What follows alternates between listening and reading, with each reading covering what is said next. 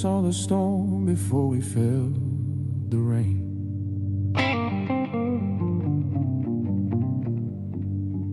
Does your judgment don't miss nobody? Not then, not now. Oh, oh.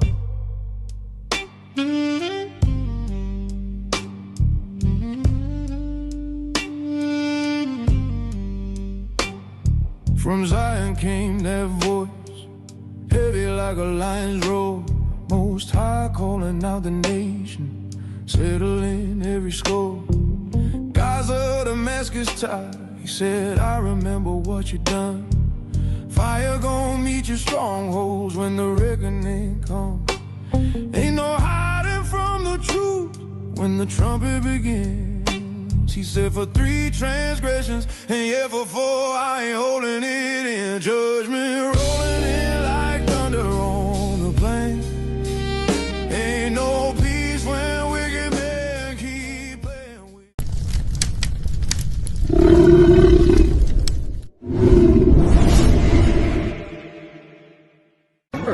Look at them, huddled in the cold, staring at a ball of lights like it's magic. They really believe a new number makes it a new year. Earth's just spinning, frozen and tired, nothing changes. And still they cheer. That's faith for you.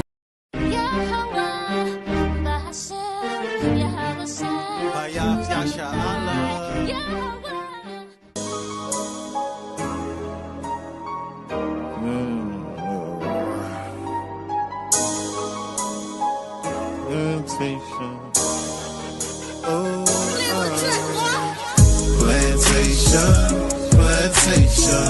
9 to 5 be the time I was wasting. Man, I feel like I need a vacation. Saving up for my resignation. Why I feel like my manager hating. Ain't the one for no verbal castration. This government ain't giving reparations. We'll go to crime trying to fight the temptation. Rejoice in tribulations, demonstrate patience in every situation, picking up the pieces to their heart restoration. People broken hearted and in need of salvation.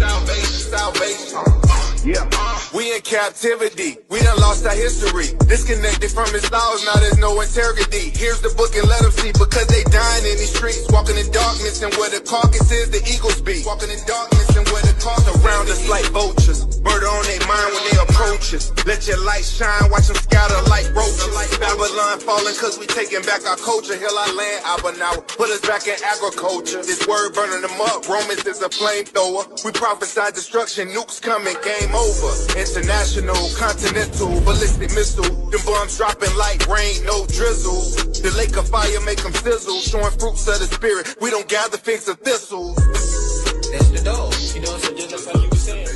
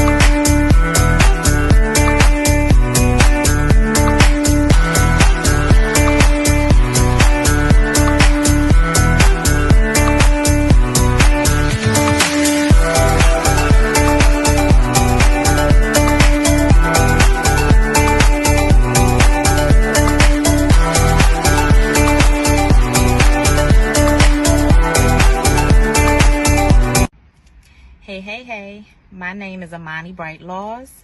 I'm a travel business owner. My business is Always Shine Bright Travel, where we help you discover your next bright destination.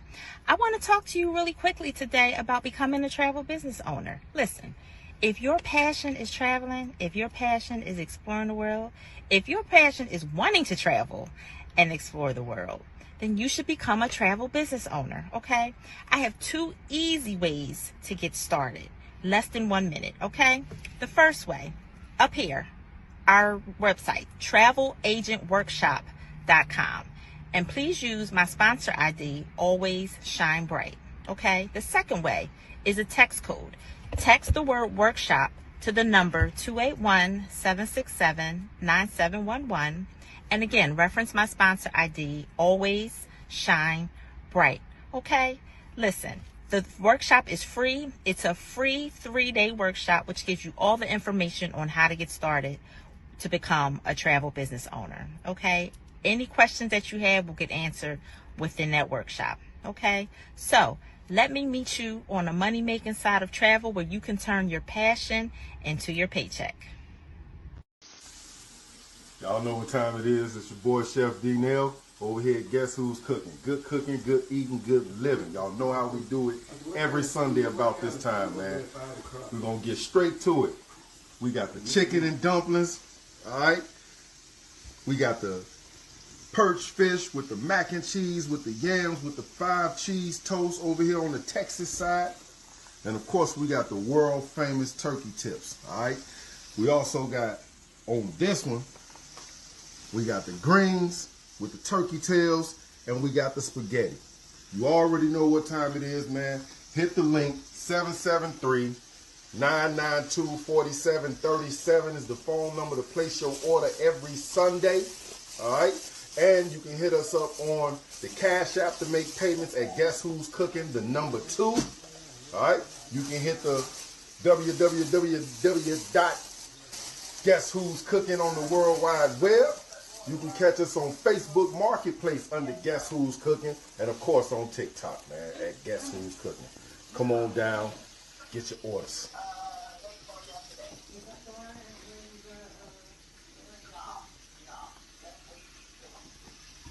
Give me shame, I give you peace from underneath. Give me mind and be a light to reignite. Can you open up the doors to let me in? Can you open up the doors to let me in? You could put the heart inside, don't top my head. As I sing the love inside from out my mouth. Tell me what you need to find. Tell me now. Tell me what you need to find. Plantation.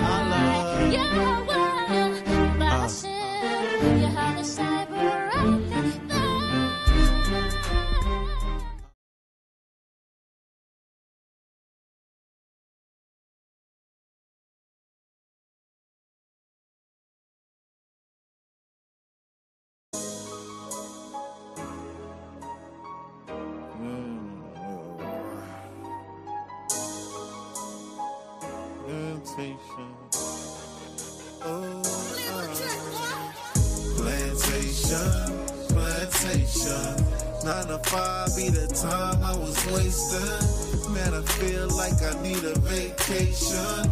Saving up for my resignation. Why I feel like my manager hating. Ain't the one for no verbal castration. This government ain't giving reparation. We'll go to crime trying to fight the temptation. I wanna clock out. Hey, shalom, shalom, shalom. Hey, shalom. Shalom, shalom, family. How about Shemel Shabrakatah? This is Brother Ariel from HOY Chicago, here with Brother Kazak from HOY Milwaukee. We're here for another Tuesday Iron Sharpen Iron class. Iron Sharpen Iron. All praise Yahweh Shemel Shah. Hopefully, brothers and sisters had a safe week. Crazy storm. It's been wild. Damn blizzard all over the damn place in America. It's been crazy, man. But hopefully, brothers and sisters been doing well. And one more day closer to the kingdom. God. So once again, today we come with a lesson. It's called the prison pipeline. So we're just gonna come with some information about, the history of America and its wickedness, and how everything they had was a system that they had set up to destroy us as a people, and also to set up us as modern day slaves, right? And he put laws in, legalized it and everything. And, you know, this is what we're dealing with today as a people, right?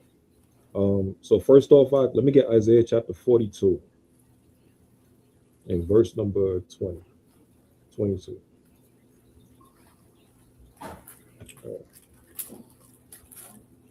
let me show this real quick. Isaiah chapter 42, verse number 22. I said Isaiah 40, verse 20? 42 and 22. 42. Yeah, God. Okay. It's the book of Isaiah, chapter 42, verse number 22. 22. Okay. Isaiah chapter 42, verse 22. It say, but this is a people robbed and spoiled. They are all of them snared in holes, and they are hid in prison houses. Right. So the Lord said we are robbed and spoiled, right? We've been stolen of our riches, our heritage, our identity. They took from us our inventions, all the things that we have created. We get no credit for it. The issue that happened with Alabama, remember with that Jake, when he threw up the hat in the sky and the Edomites tried to jump him and everything, and then brothers came out of nowhere. You had the brother named Aquaman. The brother literally jumped off the boat and swam and came straight to help the brother out, to help the security guard out. It was an Edomite family, right? And it was, you know, they jumped the security guard, the brother, and all of that stuff. And, you know, people found out that day that the chair that was used by the grandpa to bust the Edomite over the head with, that was created by a black man, right? Like nowadays, people are starting to find out all the things that we created, all the different inventions that we have created, and we get no credit for. So that's part of us being robbed. That's part of us, you know, being spoiled by the enemy. They have taken our heritage, our identity, our inventions. We get no credit for nothing, right? But without us, everybody else is destroyed. Without us, nobody can prosper. God? And it says we're hid in prison houses. So that's why part of this lesson is called a prison pipeline, right? But I want to show y'all just a bit of this video right here. Let's see. So let's start with this video.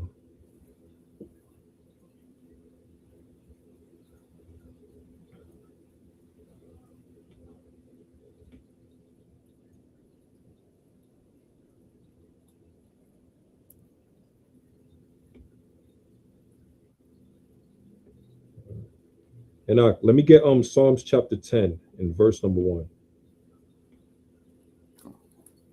You can hold that real quick.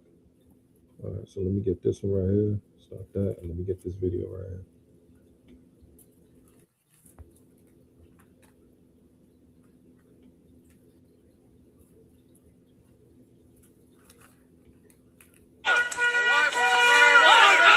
Get a fucking life!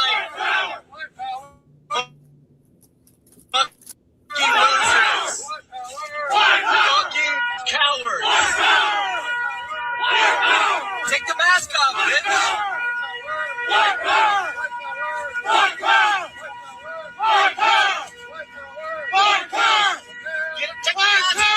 Take the mask off! Let's see your face!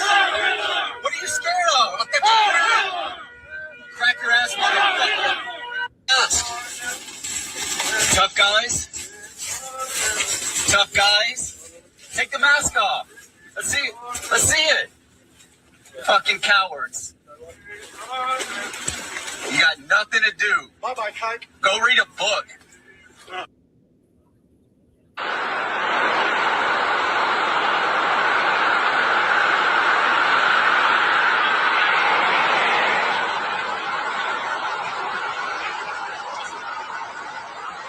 This video is out of Little Rock, Arkansas, where you clearly see police officers from the local community coordinating and staging with white supremacists. You've seen one of the white supremacists throw up the Yahtzee salute there in the video, proof, evidence of what is going on here. It is something that has been suspected for many years, that local white police departments have been coordinating and supporting, at least tacitly, these white supremacist groups. And now we have literal physical video evidence of white officers coordinating, staging with white supremacists in their classic U-Haul truck that they're allowed to ride around in. Anybody else would get a ticket for that. But here you have clear evidence. You see it with your eyes, what everybody has been saying for years. This needs to be investigated. These officers need to be sanctioned. You may have seen this video from the Arkansas Capitol. It's a neo-Nazi group marching through the streets of Little Rock over the weekend. And we now know tonight the Blood Tribe did not have a permit for the march, leaving many frustrated and in fear after the group marched at two of the city's most symbolic locations. Tanya Moderzitsky looked into how demonstration was allowed to happen and shares how the community is responding.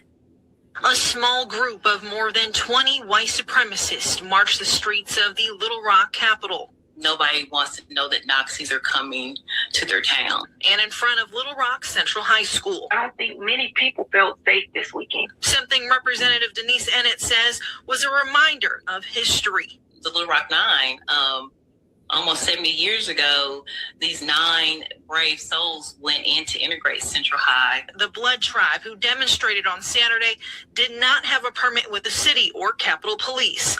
By law, if they stayed on sidewalks and kept it moving, no permit is legally required.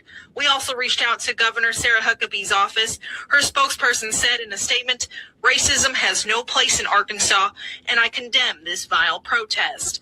Little Rock Police say they monitored the situation and cited a member of the group who was driving the moving truck hauling the group. Little Rock chapter of the NAACP President Marie Hollowell says Arkansas needs stricter hate crime laws. We cannot continue to cause this division. We cannot continue to promote hate. And it says in 2021, during her first term as state representative, there was discussion of hate crime laws. I remember that bill like it was yesterday. That bill was highly debated. But she voted against it because it excluded certain groups of people. She says that bill did not go anywhere, but hopes if it's presented again during the next session, she gets to include every group impacted by hate crimes and is reminding constituents to be vigilant. It takes a village. It takes people like you and me to call out this nonsense. Con. Okay, Con. So now, Shalom, can you hear me? Con. Con. So look what's funny about that. It says the police officers was coordinating with these racist Edomites, right? With these quote unquote Nazis, right? As you would say, what they say, Proud Boys and all of that stuff. This is Edomites literally exposing their own people, right? Let me get Psalms 94 and hold that Isaiah chapter 10. Let's go to Psalms 94 real quick. Let me just play this part again. Just want to show y'all.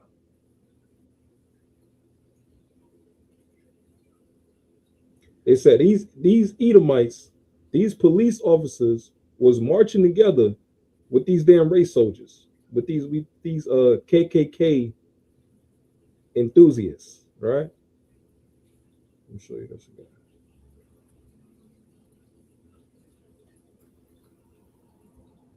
Now you can get Psalms 94, King, and verse number 20.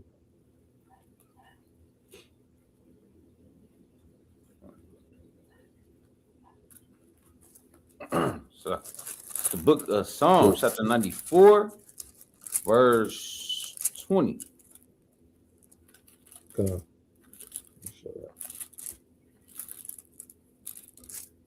Psalms chapter 94 and verse 20. Verse and once 20. again, shalom, family. HOI Iron Sharpening Iron Tuesday class. You know, let's continue to push forward, family. Let's continue to push forward. So let's get Psalms 94 and verse number 20, King. Book of Psalms 94, verse 20. It say, "Throne of iniquity have fellowship with thee, which frameth mischief by a law." Right. So shall the throne of iniquity Who's the one that's sitting on the throne of iniquity? Or who's the one that pushes iniquity all throughout the earth? Right? Who's the one in Malachi chapter 1 and 4? The Lord says the border of wickedness. Right? Or in 1 Maccabees chapter 1, where it speaks about evils multiplied throughout the earth.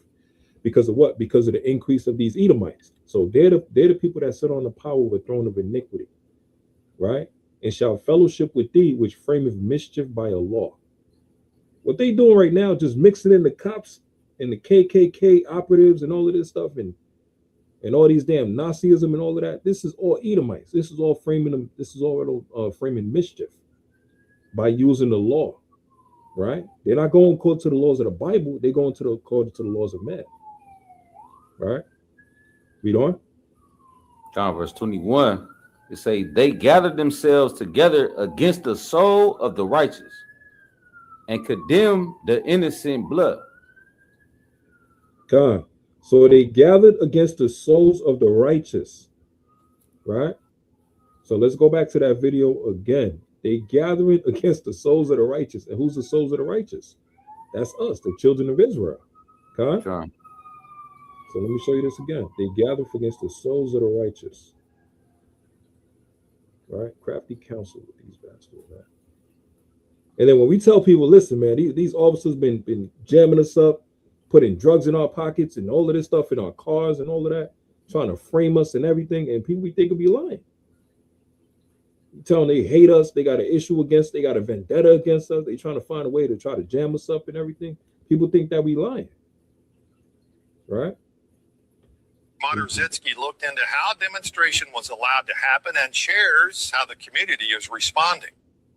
A small group of more than 20 white supremacists marched the streets of the Little Rock capital. Nobody wants to know that Nazis are coming to their town. And in front of white police officers caught staging their white supremacists. Right? This is another branch of the Edomites and just following as race soldiers. But now they got badges now. Right? So they can enforce their hatred towards us, their bloody crimes they want to push on us. Their lust, their murder. Now they justify because they got a badge. So now they can legally kill us. But they also say the people that we got to serve and protect. But they're not here to protect us. God? God. They're not here to protect us. They're here to attack us, destroy us, antagonize us, murder us, torture us. They're not here to protect us. Right? And some of these Nazis, if they so brave, why they got a mask on? If they down for the cause, why they got a mask on? Right? So it says they gather themselves together against the souls of the righteous and condemn the innocent blood. Let me get Psalms chapter 10, King. In verse number 1. And you can just hold that. Let me get the next video. Because I also want to show you let me show you this guy right here. Who was it? Trump's man who had the Nazi coat vice.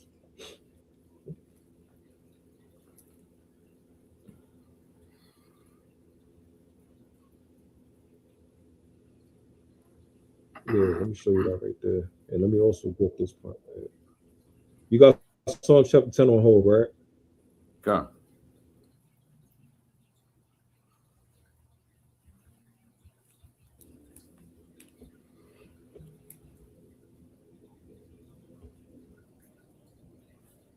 What the fuck we got going on in America? All right, let me get Psalms chapter 10, King, and let me get verse number 1. Let's start with that one first. God, that's the book of Psalms chapter 10, verse 1. It say, why standest thou afar off, O Lord? Why hidest thyself in times of trouble? Where are we doing? Verse 2. It say, the wicked in his pride doeth persecute the poor. Let them be taken in the devices that they have imagined. So the wicked in their pride, their white pride, right? They do persecute the poor. The poor is us. The same people in Isaiah 42 that was robbed and spoiled for our resources, put in the ghettos, as I say in Spanish, the barrios, right? The poor is us. That's the Jews. That's us. That's who we are today. If you look it up and you look up what a Jew is, it'll say a Jew is a person that was basically put in like a hood or something, right? So that's speaking about us, right? Read on. So like in the ghetto. The ghetto. The water came. Verse 4. It say the wicked through the pride of his countenance will not seek after God. No, verse 3. Verse 3. It say, for the wicked boasted of his heart's desire, and blesseth the covetous, whom the Lord abhorreth. Right. So the wicked is speaking about the Edomites. They boasted of their heart's desire and the blessed of covetous. Read on. Whom the Lord abhorreth. Right. So when they say thou shalt not abhor an Edomite, well, they broke that contract. That's in Amos chapter 1. For 3 transgressions of Esau, for 4, the Lord says he's not going to turn back the covenant. He's not going to turn back the judgment thereof. Right? They broke that contract. Read on. Verse. Damn. No, you good at it. You got it. Verse 4.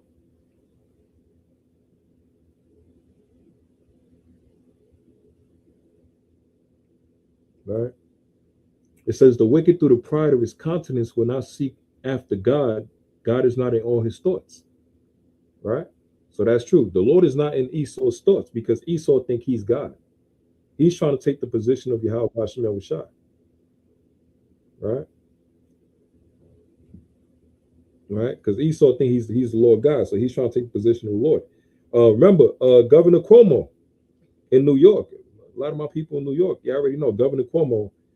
Remember when the COVID happened, and what did he say? He said God didn't do it, we did it, we fixed it, we helped the people, right? So these devils, they never give credit to Yahweh Hashem Yahushua, because in their mind they think that they can be God himself, like it said in Jeremiah, who sit in the temple of God, who praised himself as God. You good, King? God, yeah, the laptop died. I'm back on. All right, come. Right? So he praised himself as God. He think he's the Lord God. Even in their culture, even with Antiochus, right? The time of the Maccabees, Antiochus or Antiochus as they call him, even Alexander, they thought they were literally gods. They thought they were demigods. They thought that they were the son of Zeus and all of this stuff. So they never give credit to Yahweh Hashem Yahushua. They think that they are the gods of the earth on this earth right now. Right? Read on. Verse number 5. Book of Psalms chapter 10, verse 5.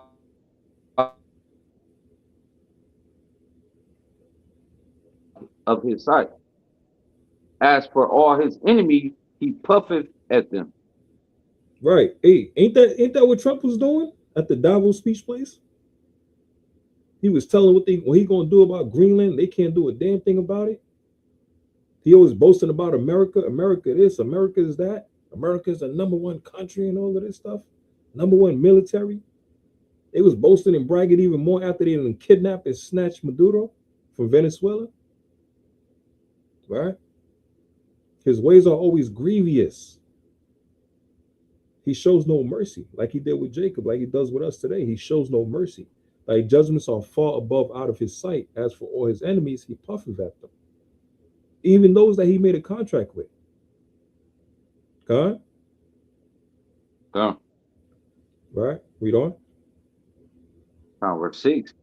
He hath said in his heart, I shall not be moved, for I shall never be in adversity. So he said in his heart, I shall not be moved. Trump even says it today. America the Great and all of this stuff, and you know, we're the best country in the world and nobody can move us and stop us. Trump be saying that today. And whatever the kings think, the king's thought is, that's what happens in the minds of the people. Everybody would think the same as him. America think they could never lose a war. The way they oppress us as a people, same as with these police officers. They're like, I can't be moved. Right? What happens now? You find out a police officer murder a brother or sister, And what happened? They keep him in the back for a bit, act like they give him a suspension, give him a damn pay raise, and just switch him to a new precinct. That's it. God. He never get the full judgment that he's supposed to get, being locked up in prison or executed for his wickedness. So he's like, I can't be moved. I'm good. Right? So let me just show this real quick. So I'll show you how the video with the police officers, right? When they was coming together with the damn Nazis and all of this stuff. Let me show you how this as well. But Nazi coats.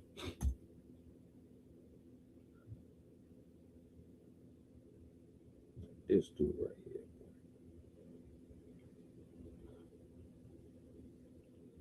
All right, let me show y'all this one right here. This is the one of the ICE chiefs and all of this stuff, and people was talking about him having a Nazi coat on.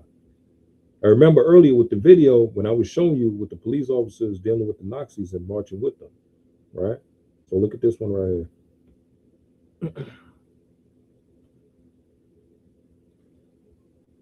Let me stop that and let me share this. And Ak, let me know what you think, Ak. Like, Kazak, let me know what you think, because this right here is crazy. Gregory Borvino. Sound like a damn Italian. Ak, you see that on the screen? What you think, brother? Yeah, I don't know. Huh?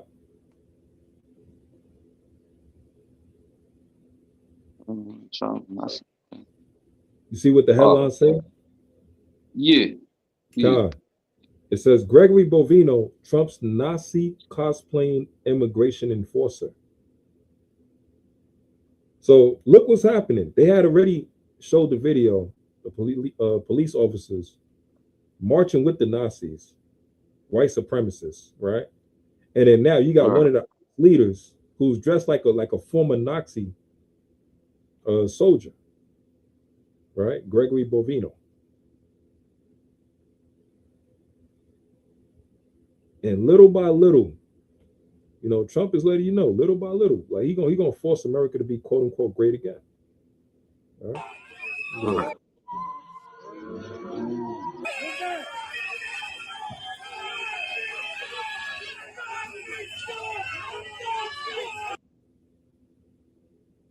Mr. Gregory Bovino. Where this guy go again? Where is my people?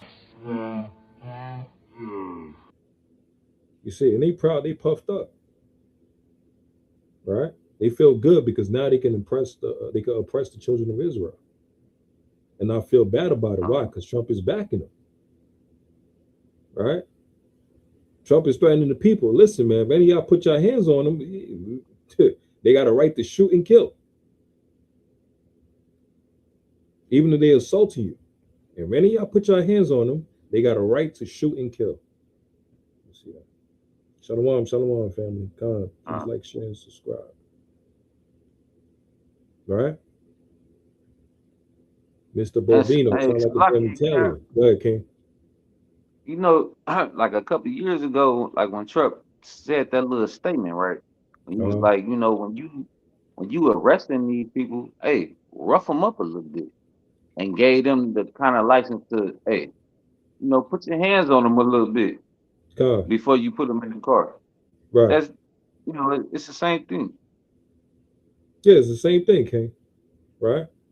Touch him up. And you know, Esau, he'll take something that's wicked and he'll make it sound good. He'll make it sound clean and innocent. You know, just touch him up a little. What you mean touch him up? You mean like what? Pat him in the back? That's their code words. Hey, just you know, give him a nice shiner. What the hell you mean a nice shiner? Con, King. Free immunity, con. What you mean give him a nice shiner? He'll take what is wicked and make it sound good. Or make it just sound innocent.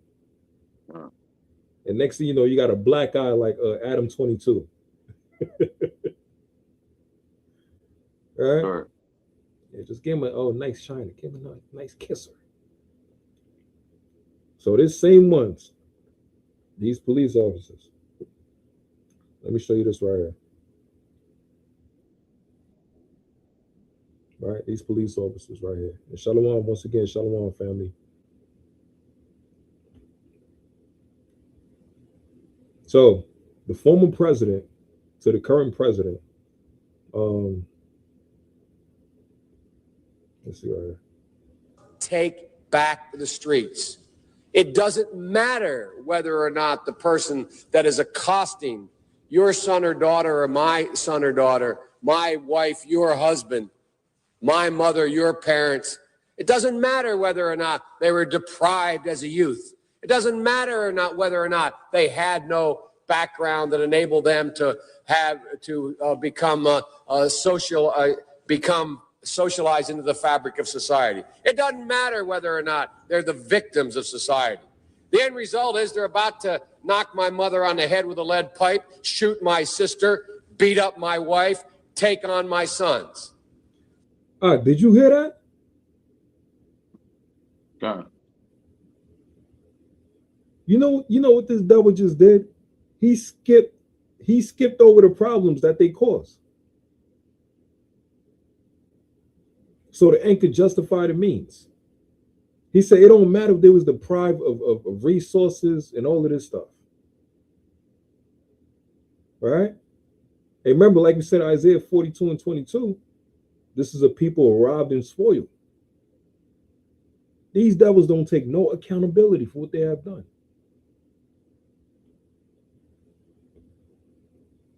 And this was Joe Biden, who was the president for like 2 terms. Shoot my sister, beat up my wife, society. The end result is they're about to knock my mother on the head, become socialized into the fabric of society. Whether or not they had no background that enabled them to become socialized into the fabric of society. It doesn't matter whether or not they're the victims of society. The end result is they're about to knock my mother on the head with a lead pipe, shoot my sister, beat up my wife, take on my sons. So I don't want to ask what made them do this. They must be taken off the street. That's number one. There's a consensus on that. Unless we do something about that cadre of young people, tens of thousands of them, born out of wedlock, without parents, without supervision, without. So look what's crazy. Esau is basically telling you, we don't give a damn if we messed up your society, your system that we had set up as, quote unquote, they say blacks and Hispanics and Americans, whatever, and all of that stuff. Because we had rich neighborhoods, we had rich places, we had Black Wall Street, right? We had Black Bottom in Detroit, right? We had stuff like Tulsa, Oklahoma, all these different places. Even Elder Terah put out that video 2 weeks ago for his class. And he showed how we made everything prosperous in Harlem without the Edomites, right? So now Joe Biden is saying, listen, it don't matter what our people suffered through, went through here and there, this and that. It don't matter. We became victims. He's worried about his mother about to be attacked by one of us. But hold on, you created the monster, which is us today in America, based on the system you implemented and set up to destroy us. Huh? Yeah. And let me show you this real quick.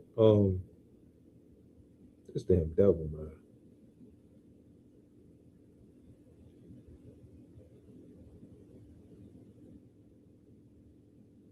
They don't want to take no accountability. They want to bully everybody all throughout the earth. And then now when the damn chicken is coming home to roost, now they got a problem with it. Let me show you this. So this is Hey, Sluggy Calvin, I'm finna drop off. Okay. I'm finna drop off the phone and get back on the laptop. Huh? All right, come on.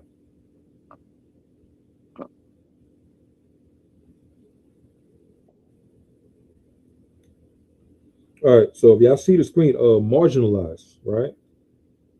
Having a marginal social or political status relegated to an unimportant or powerless position within a society or group, right? A few examples, let's say refugees are the world's quintessentially marginalized population. They are by definition located at the edge, beyond boundaries, and outside, right? Let me show you another one. Now, who's the one that fit this category? This is us. Right? Blacks and Hispanics in America. This is us. We're marginalized. They took all our resources, right? They pushed us to the damn brink of death, right? To the edge of death. They've been robbing us.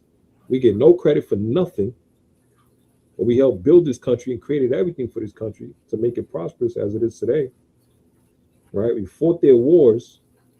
You had a brother, I think he was a damn colonel or something, coming back from war. And he went to get a coffee, whatever, and the Edomites tried to lock him up. Asking him, where's your ID and all of this stuff. Same with his sister too. They was asking her, where's your ID as well? And she got to check him. Like, you mother effers, nigga, I done fought your wars. You crazy? You ain't going to try to ask me where's my ID and who am I and all of this. What's my credentials and everything? We get no respect and we get no credit in this country for nothing.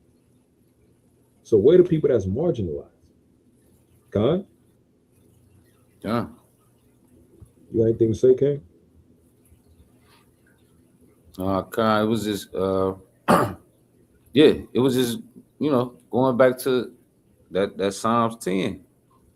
You know, the wicked, it say the verse 4, it say the wicked through the pride of his countenance will not seek after God. God is not in all his thoughts. You know, and that just set the difference from, you know, all our people wanting to serve God and trying to turn to serve God, then, you know, they all the way on the left hand side. Right, God. So I got another one on the screen. Just some better definitions. What does marginalized means? It means being pushed aside. It means not being treated fairly. Marginalized people are often feel ignored, excluded, and overlooked. That's us.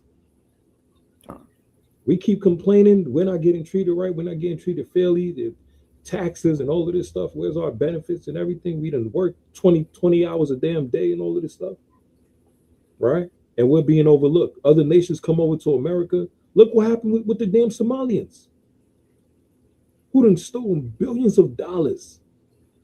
That was supposed to go to us. Look what all these other nations, as soon as they come in, they could set up a business automatically in our neighborhoods. And that movie, They Clone Tyrone, it showed you literally right in front of our face, man. Literally showed everybody how Esau set up this system. To have the other nations come to our neighborhood and just keep taking it and stealing and reaping our resources like parasites. Right? So he's talking about we're marginalized. Let me see. Let me get another one. Let me go back to this Joe Biden. And then we'll go back to Psalm chapter 10. Let's see. Without any structure, without any conscience developing, because they literally, I yield myself 3 more minutes, because they literally have not been socialized. They literally have not had an opportunity. We should focus on them now. If we don't, they will, or a portion of them will, become the predators 15 years from now. And Madam President, we have predators on our streets that society has, in fact, in part because of its neglect, created. Again, it does not mean because we created them that we somehow forgive them or do not take them out of society to protect my family and yours from them. They are beyond the pale, many of those people. Beyond the pale. And it's a sad commentary on society. We have no choice but to take them out of society. And the truth is, we don't very well know how to rehabilitate them at that point. That's the sad truth. I'm the guy that said, rehabilitation, when it occurs, we don't understand it and notice it. And when we notice it and we know it occurs, we don't know why. So you cannot make rehabilitation a condition for release. That's why in our system, there's the federal system, you serve 85% of your time. It's a shame, but we don't know how to rehabilitate. But there is a consensus, and I will cease. A, we must make the streets safer. I don't care why someone is a malfactor in society. I don't care why someone is antisocial. I don't care why they become a sociopath.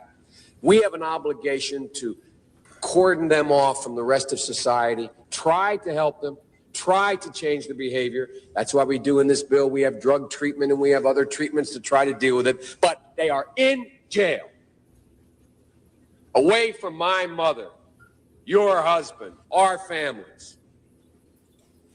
But we would be absolutely stupid as a society if we didn't recognize the condition that nurtured those folks still exist. And we must deal with that. There's this phrase that you All right, what's your thoughts on that, man? Hey, Go ahead, King. Hey, I mean, that was just being a devil, man. You know, it kind of remind me of,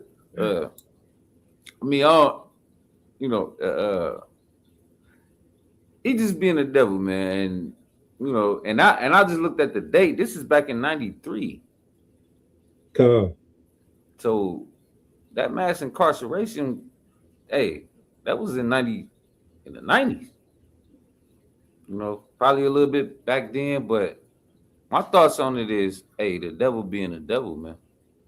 But hey, he's speaking on what truly need to be applied to his people. Right. I mean, that's my thoughts. God, that's a beautiful point, King. And family, if y'all listening, man, let's get First Ezra chapter 2, because I want to show y'all. Remember, everything this demon said, right? Everything, every word out of his mouth that he said. Man, the Bible is the greatest book, man. Everything this devil said is in this book. First Ezra 2. First Ezra, yeah, but let me everything this bastard said. Cause you know what's crazy? You watch the video the first time and then you watch it again, you watch it years later. You're like, damn. It's like you're reading the scriptures, like you'll miss on a couple of words or a couple of verses in here. You're like, damn, it hits hard even now. Because now you truly know the thought process of the enemy that you're fighting against. Right? Let me show you this, man. He said, I don't care what. I don't care what the hell. Shalom. Pop around in the building, man. God, when demons show themselves, man. Yeah, that's it. Like the Lord said in Luke 12. You know, what's in the darkness will come out into the light. And that's why Esau hates the Bible, because it's spiritual. The word of God is spiritual. It can expose his inner thoughts and his intentions. So he can lie to us all he wants, but God is the one that created him. Yahweh created him. So who better than your own creator that knows you better than anybody else? Right? He knows you're the vessel of destruction and vessel of wickedness and mischief and all of that stuff, right? So all right, let me get First Ezra chapter 2. And I want to show y'all this, because I also want to make sure I put it up on the screen so y'all can see it. First Ezra chapter 2, and let's go to verse number 18. And I'll put it on the screen as well for y'all. Slakia, go to verse number 17, King. Let's address who he's talking to. God, it's the book of First Ezra, chapter 2, verse 17. It say to King Artaxerxes, our Lord, thy servants, Rathumus, the story writer, and Semulus, the scribe, and the rest of their council, and the judges that are in Caesarea and Phineas. Yeah, and Phineas. Right. Now, let me show y'all this. Caesarea and Phineas. So let me show y'all this, family. Artaxerxes. Let's see who's Artaxerxes. Yeah, let's see who's Artaxerxes. Yeah. Artaxerxes.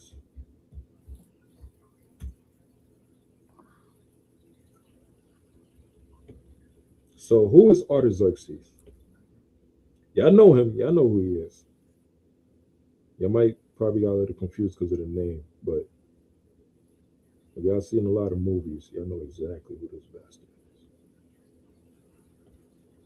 So this is Artaxerxes, right? This is Artaxerxes. Can you see that?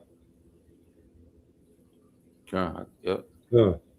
So Artaxerxes in the movie 300, Artaxerxes is portrayed as a towering giant god king, almost completely nude, wearing all gold and here and there, this and that. So if any of y'all seen that movie, the 300, the one they called Xerxes that Leonidas was fighting against, that's Artaxerxes. Okay? So if the Bible is fake and is make-believe, why would Esau portray characters that you could find throughout timelines in biblical history and also in modern history today? And you can find them that he's playing in movies, and you can also find their names in the Bible, right? To show you the Bible is real. We're watching these characters today throughout the movies. We know about their history and their timelines and their people and all of this stuff. And some people still don't believe that the Bible is real. And mind you, we're the main characters of the story. The children of Israel is the main characters of the story for Yahweh Bashem Yahushua. All the other nations are the enemies. They're the ops. They're the villains, right? So we're supposed to be the actual heroes of our story. But we want to give everybody else credit. So Artaxerxes, that's how he is in the damn movie 300. Right? The same Artaxerxes we're talking about in 1 Esdras 2. God? And it says he got scribes, people that keep records and all of this stuff. So they all got their own records. Right? You got artifacts we could look into with records of the other nations and speaking about our history and the things they have done unto us. Right? The Shishak, the Egyptian with the Shishak, King Shishak, and his artifact as well too, with the walls. And it was showing him oppressing the children of Israel after Rehoboam and taking all our merchandises to all our resources from the temples. Right? Let's see if I can show that. But yeah, let me stick on top. Keep reading, King.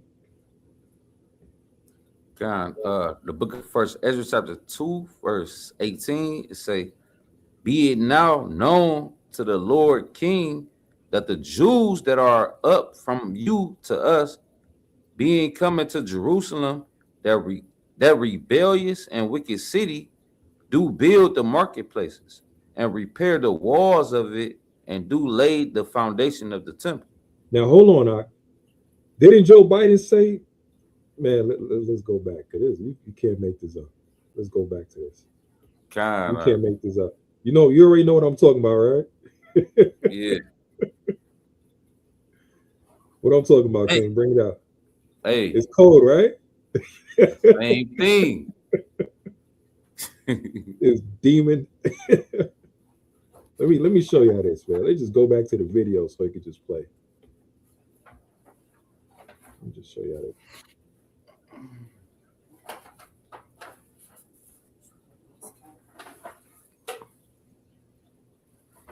Supervision, without any taken off the street. That's number one. There's a consensus on that. Unless we do something about that community, we should focus on them now. If we don't, they will, or a portion of them will, become the predators 15 years from now. And Madam President, we have predators on our streets that society has, in fact, in part because of its neglect, created. Again, it does not mean because we created them that we somehow forgive them or do not take them out of society to protect my family and yours from them. They are beyond the pale, many of those people. Beyond the pale. And it's a sad commentary on society. We have no choice but to take them out of society. And the truth is, we don't very well know how to rehabilitate them at that point. That's the sad truth. I'm the guy that said rehabilitation, when it occurs, we don't understand it and notice it. And when we notice it and we know it occurs, we don't know why. So you cannot make rehabilitation a condition for release. That's why in our system, there's the federal system, you serve 85% of your time. It's a shame, but we don't know how to rehabilitate. But there is a consensus, and I will cease. A, we must make the streets safer. I don't care why someone is a malfactor in society. You don't care why, right? Now let's see what he said. Okay, remember, Kazaki still here? Yep. Remember, right? There's a word that he said. It started with the S letter, right? Let's see. To become socialized into the fabric of society. It doesn't matter whether or not they're the victims of society. The end result is they're about to knock my mother on the head with a lead pipe, shoot my sister, beat up my wife, take on my sons. So I don't want to ask what made them do this. They must be taken off the street. That's number one. There's a consensus on that. Parents, your son or daughter or my son or daughter, my wife, take back to the streets. It doesn't matter whether or not the person that is accosting your son or daughter or my son or daughter, my wife, your husband, my mother, your parents. It doesn't matter whether or not they were deprived as a youth. It doesn't matter or not whether or not they had no background that enabled them to become socialized into the fabric of society. It doesn't matter whether or not they're the victims of society. The end result is they're about to knock my mother on the head with a lead pipe, shoot my sister, beat up my wife, take on my sons. So I don't want to ask what made them do this. They must be taken off the street. That's number one. There's a consensus on that. Unless we do something about that cadre of young people, tens of thousands of them, born out of wedlock, without parents, without supervision, without any structure, without any... Now remember, the key point in that is structure, right? Without supervision and without any structure. That means a person that's watching over them, right? Without any structure. Remember, let's go back to second Esdras King, first Esdras Slaki. And remember that video when the Amalekite chick in Israel, she said the biggest problems that we're facing right now is the young Black Americans. Yeah, I remember that. Right. Why are they so fearful of the youth? Right? And it's not because quote unquote predators and all of that stuff. No. Because if you want to start a revolution, you gotta what? You gotta target the mind of the next generation. Because they're still growing. They're still growing into who they're gonna be later on. They're still young, right? They're still able to absorb information very fast. Quote unquote the future. God, the water king. Yeah, beyond the pale means not white. God. Right? So you got to target the next generation, the youth. That's what they do with the LGBT, with the depopulation and all of this stuff. That's them weaponizing these things against our people, against our youth. Yeah. Our children, our heritage. Right? So when he was talking about with structure, let's go back to first Esdras King.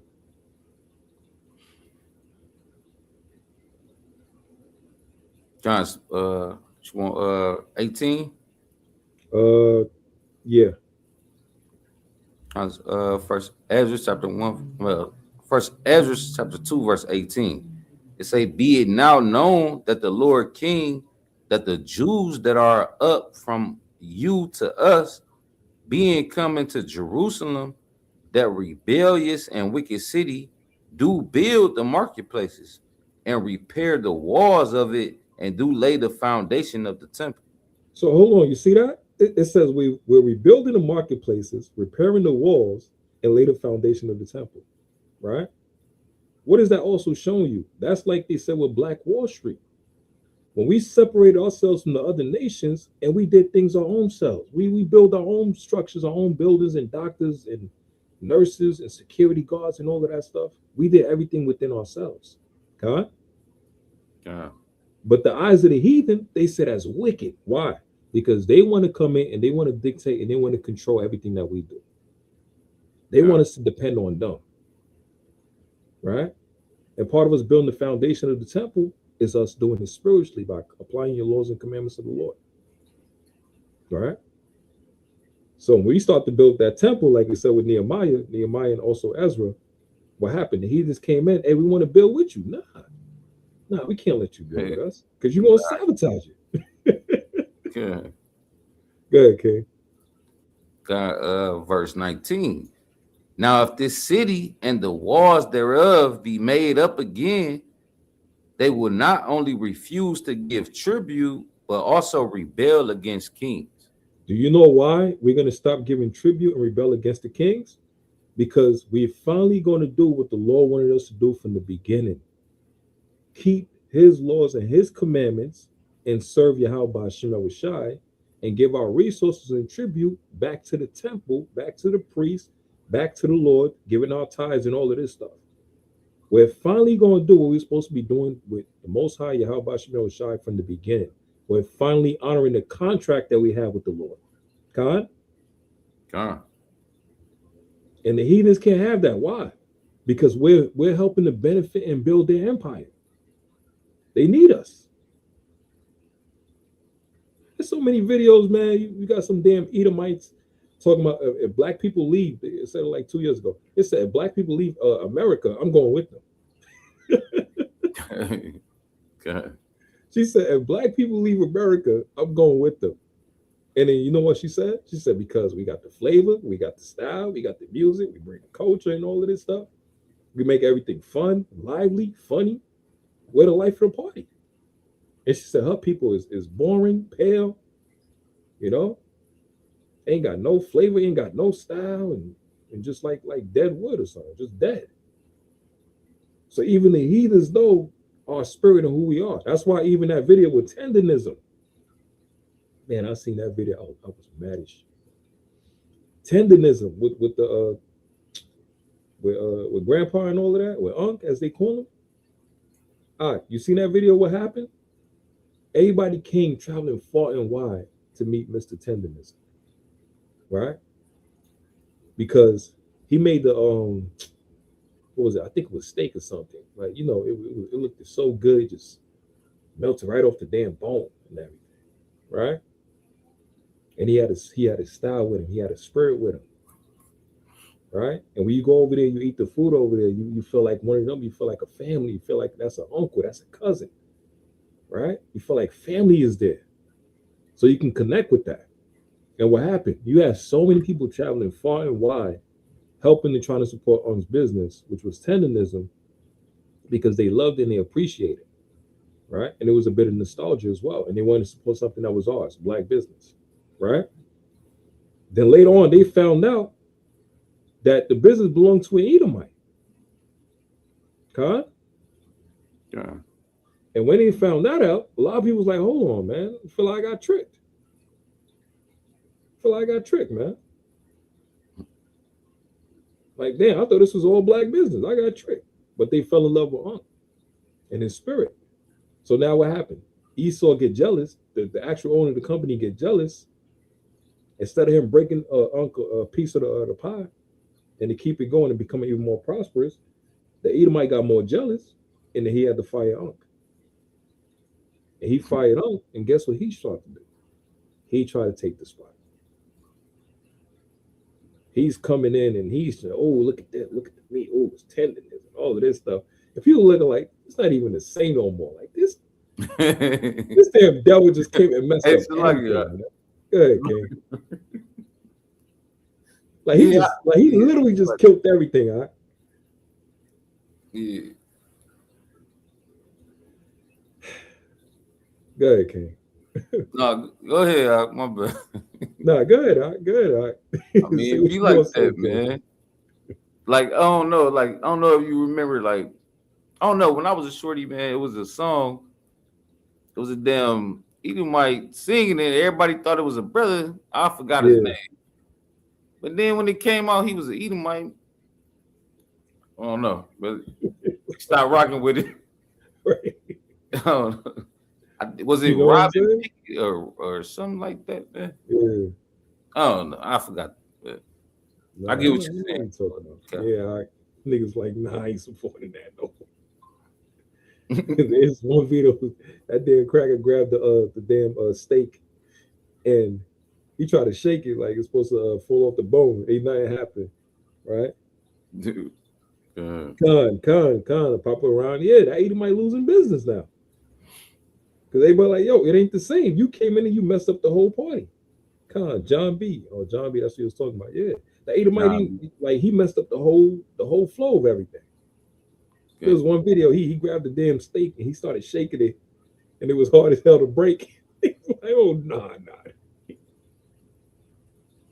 That man damn near broke his wrist. He said, oh, look at that tendon. Oh, he said, oh, look at that. And he was mad dry with it. We was like, man, this devil came in and messed up everything. If he can't get the spotlight, he can't get the glory, he's going to destroy and sabotage everything. You know? And the sad thing about that, you know, Unc, had that Stockholm syndrome. He still tried to vouch for me. Hey, this is my man right here. I want y'all to support him. Nah, we can't. Nah, we're not here for him. We're here for you. You know what I'm saying? You keep reading out.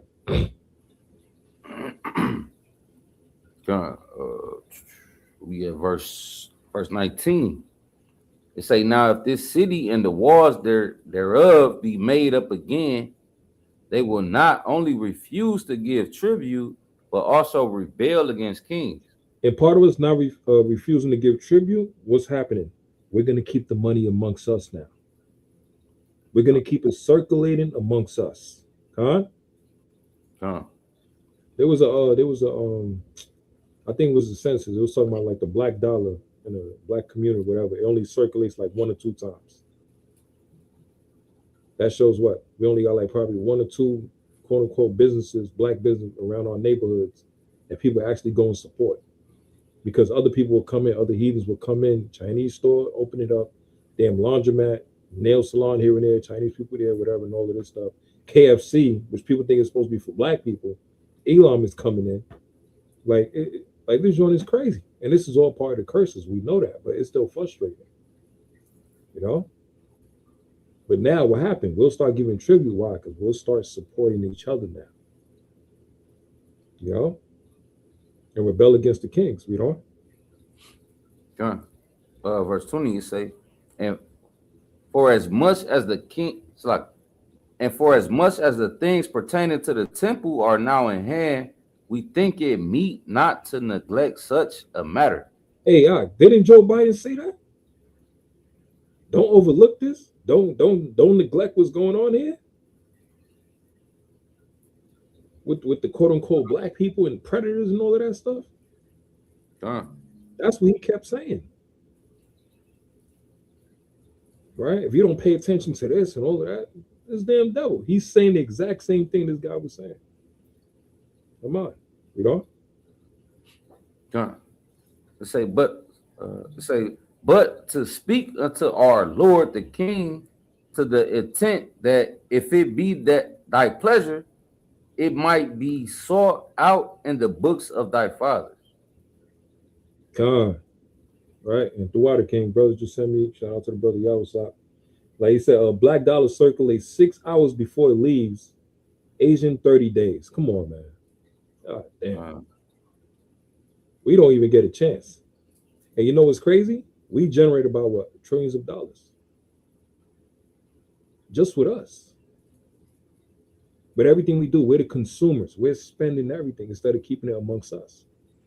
Right? So it said, but to speak unto the Lord the King to the intent that if it be by thy pleasure, that may be sought out in the books of thy fathers. Right, read on. And thou shalt, verse 22, and thou shalt find in the Chronicles what is written concerning these things, and shalt understand that that city was rebellious, troubling both kings and cities. See that? So this is what the heathens know. But why are they saying we're rebellious? Because when we keeping Yahweh Shem Yahushua's laws and commandments, it's going against their status quo. God? Let me show you this real quick. It's going against their status quo. Our strength is in the law and the faith and the belief in Yahweh Shai. It's going against their status quo. Let me see. 2 Maccabees chapter 6. Let's get verse number 1. Show you this. 2 Maccabees chapter 6, and let's get verse number 1.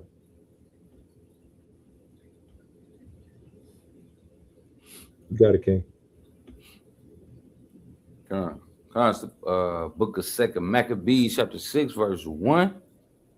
To say, not long after this, King sent an old man of Athens to compel the Jews to depart from the laws of their fathers and not to live after the laws of God. You see that? That's what the heathens want. They want us to leave the laws of Yahweh B'Shem Shai. God? That's what they want. By hook or by crook, they're trying to find a way for us to break the laws of God, to leave the laws of Yahweh B'Shem Shai, so we could follow Esau's laws that he created, the laws of Satan. Right? And now they're going to implement even more, because now what happens? Let's get it right here. Verse number 6. 2 Maccabees chapter 6, verse 6. Neither was it lawful for a man to keep Sabbath days or ancient fasts, or to profess himself at all to be a Jew. So that shows you what? The power of keeping the Sabbath, the power of fasting, and also claiming you're a Jew, you're an Israelite. Right? Because words is power. What you speak is power. Right? So now, what was one of the things they would do to force you? Put fear in you, right? Jump to verse number 9 now. Verse 9. And whoso would not conform themselves to the manners of the Gentiles shall be put to death. So they're gonna put fear in you, right? And they're gonna tell you, if you don't keep my American constitutional laws, 70, 100,000, whatever, right? I'm gonna kill you. So now what's happening? They're putting fear in you of death. But you're fearing who now? You're fearing more of Esau compared to Yahweh B'Shem Shai, who's your creator. God? But if you would have feared the Lord from the beginning, you don't give a damn what these Edomites say. Right? Let me get one more, King, pertaining to Maccabees. Let's get 1 Maccabees chapter 1. And it's also going to show you too as well. What is bastard at? I think it was in 46. Yep, here we go. 1 Maccabees chapter 1 and verse 41. Let's get that.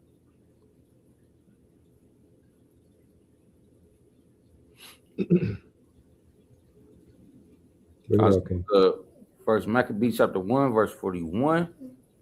Say, moreover, King Antiochus wrote to his whole kingdom that all should be one people. So King Antiochus said all should be one people, right? Read on. But why? Read on. And everyone should leave his laws, so that all the heathen agreed according to the commandment of the king. Right. So the heathens want to quickly, like Moab and them, they'll drop Goku and Shinron and all of this stuff. Right? And Elam and all of that, the Monkey King and Sun Wukong, they'll drop all their pagan gods. They don't give a damn. Right? Because they're more scared of Esau. But what was Esau's plan? He wanted everybody to come together as one. Everybody to follow in the ways of the Greeks. Everybody follows in the ways of America. Be proud to be an American, right? Following the ways of Christmas, Halloween, following all the American traditions. And if you're not partaking in it, you're gonna get bullied. If you're not partaking in it, you're gonna be ashamed, right? Hey, you're not in the Christmas spirit. That's a tactic. Listen, man, when the damn devil is trying to tell you, hey, you got to get in that Christmas spirit, that's a damn tactic. He's trying to make you submit to his pagan god, to Satan. Right? Read on. Verse 43.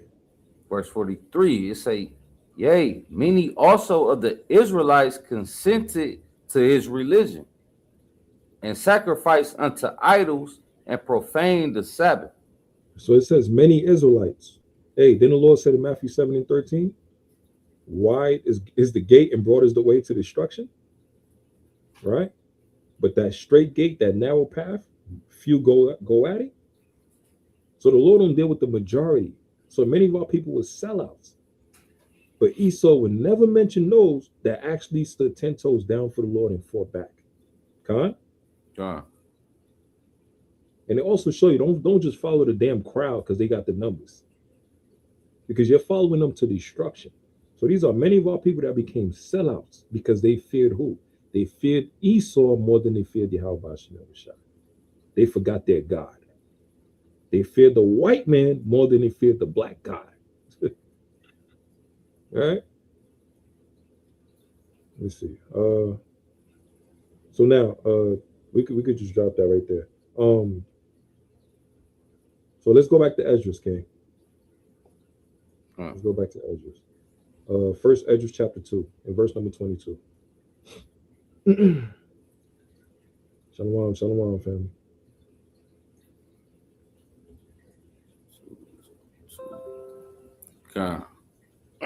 God, it's the book of First Esdras, chapter 2, verse 22. And thou shalt find in the Chronicles what is written concerning these things, and shall understand that the city was rebellious, troubling both kings and cities. Right? Read on. And that the Jews were rebellious and raised always wars therein, for the which cause even this city was made desolate. So hold on. So they know about our histories, our records, right? You think these heathens ain't got no records of their own? Right? Yeah. You think they ain't got no damn records of their own? And the times they won against us because we sinned against our God? Right? Let me show y'all this real quick, man. Let me show y'all this. This damn Shishak relief, as they would call it. All right. And you can say something out. You can say something real quick, because let me get this real quick for y'all. Yeah, you can just add on your thoughts on your thoughts about it, and let me just get this real quick. Meshach, Shishak. All right, here we go. You think the other nations ain't got their own histories and all of this stuff and the records about us? And whenever we sin against the Lord and how they took full advantage? Artifacts? Right? Let me play this video right here. Got this lined up right here. All right, let me hold that real quick. Let me get to this.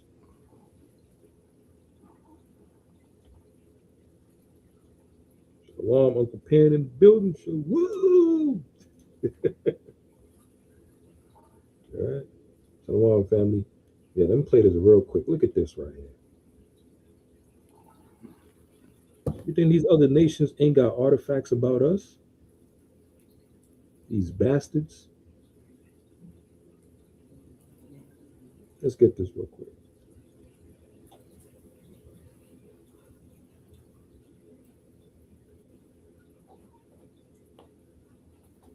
You're not a horse, and a bland bucket of rice isn't dinner. And even that with the commercials, that's Here we go again, another day. Is there any tangible, physical evidence that the Egyptian Pharaoh Shishak of the Hebrew Bible ever existed? And if so, is right? Our Bible, right? And people was asking if he ever existed. Let's see this. An incredible faith-affirming finding was discovered here surrounding Pharaoh Shishak. It is called the Shishak Relief. The Shishak Relief was discovered at the Karnak Temple here. The Karnak Temple is located just north of Thebes, modern-day Luxor, on the east side of the Nile River. The Shishak Relief was discovered on a wall of the entrance to the temple of the Egyptian god Amun. In the 1820s, it was realized that these hieroglyphics were recounting Pharaoh Shishak, or Shishak in the Bible, his military campaign in Canaan. The Karnak Temple of Amun is believed to have been the construction project of multiple successive pharaohs. It is massive in size, and there was nothing comparable to it in the ancient world. The Shishak relief includes three components. First, a smiding scene by Shishak. Second, a scene with Shishak's god Amun, which includes cartouche rings or name rings of conquered cities. And third, an inscription recording Amun's speech. On the right side of the relief is the smiting scene. This was common for Egyptian triumphal reliefs. Shishak is believed to be raising a weapon in one hand, holding his captives by the hair in the other hand, and is in the process of striking his captives. That's Shishak, right? And it says he's holding in his hands the captives, right? Kazak, can you see that? Yeah. He's holding in his hand the captives. Well, guess who were the captives that was in his hands? It was Israelites, right? We didn't make this up. And you know, Esau's known for researching all of this stuff, and that damn thieving demon traveling all over everybody else's places and lands and quote unquote call it archaeologists, which is a legal way of him saying to being a damn grave robber or a thief or a murderer or damn what was it? What's that movie? Indiana Jones. Going to all these different places, caves and tombs and all of that stuff, and stealing people items and artifacts and everything. And he just put a label behind it. He just put a profession behind it to make it legal, which is not right. Right? Captives are Asiatic in appearance, and they are presented with hands raised, begging for mercy from their captor. Portions of this part of the relief have been greatly damaged, and much of it requires your imagination. In the second scene on the left side of the town, Amun is depicted with ropes on the Merneptah stele, which also depicts Amun-Ra on it, with his famous double-feathered crown. Amun is depicted with ropes in one of his hands. These ropes are attached to prisoners of war who are bound by the rope. Don't they got that prisoners in the Bible? With Deuteronomy 20, laws against people that you go to war against, and you can make them as a prisoner? God. Are we prisoners of war in America today? God. Now listen to what he said about the captives, right? Also pictured bound to other prisoners with ropes around their necks. The prisoners tore. Don't that sound like a people that had chains on their necks? Captives, slaves, same slaves that's known for today all throughout the world. Right. Torso areas are in the form of cartouches or name rings. A cartouche is an oval with Egyptian hieroglyphics inside. Within each of these cartouches are names of cities, many of which are from Judah and Israel, that Shishak claims to have conquered. Although not all. It says, many of these cities that Shishak have conquered, which is of Judah and stuff, right? All right, remember in First Maccabees? In First Maccabees, when Antiochus was pushing the law to make sure everybody abandoned their laws and kept his laws, and he was pushing all throughout what? The city of Judah, in all these places, right? Place that he quote unquote wanted to conquer, right? Now look at this. Let's get let's lock in. Let's get 2 Chronicles 12.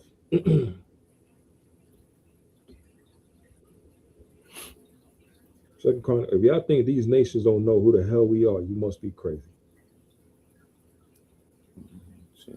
Let's get 2 Chronicles chapter 12, and let's get verse number 2. Let me put this on the screen. Let's lock it. Good.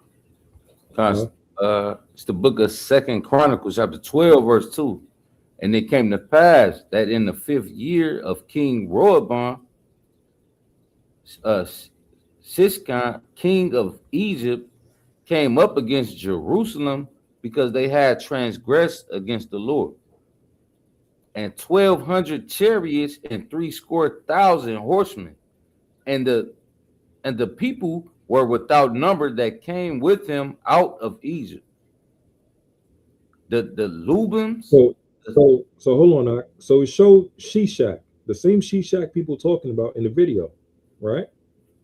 King of Egypt came against Jerusalem, right? Read on. Because they had transgressed against the Lord with 1,200 chariots.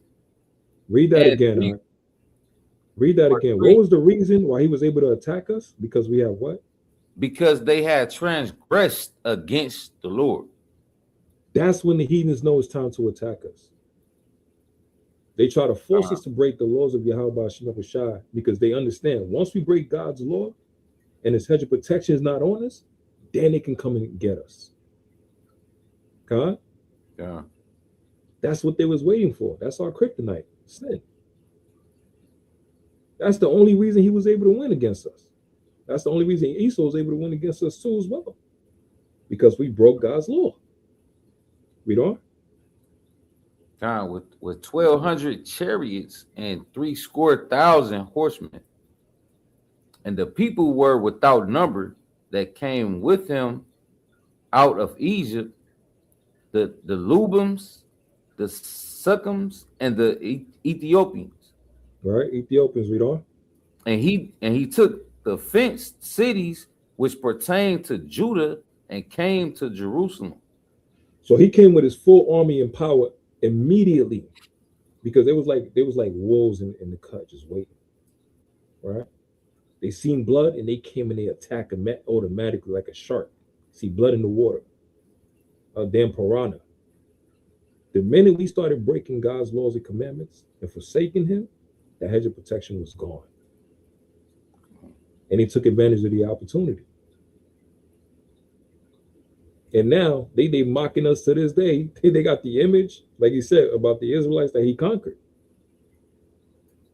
All throughout his walls and records. Right?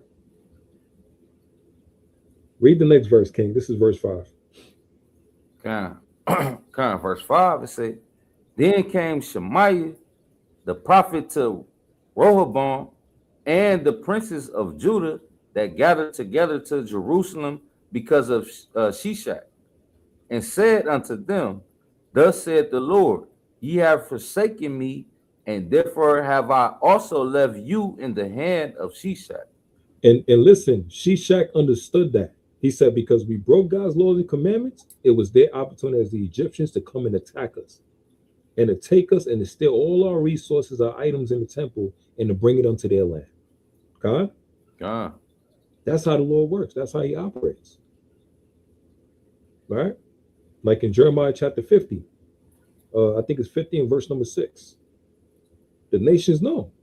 We complain against the Lord here in Israel. Yeah. I attacked you because you sinned against your God. They know that. That's why these heathens do not want us to come back and connect with Yahweh Shem Shai as Israelites. You could be a Muslim, they don't give a damn. You could be a Black Panther, they don't give a damn.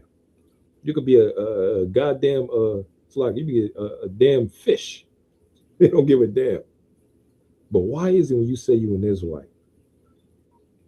Now it's alarms all over the place, red alert, emergency, everybody going crazy, shutting down people's contracts, threatening people, canceling people's shows, shutting down people's music and everything. Why is it when you say you're an Israelite?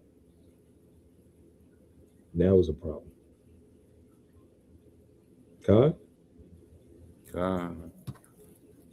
Because that's our power. That's what we're supposed to come back to. Right? So from there, let's go back to First Esdras, King. In 2 and verse number 24.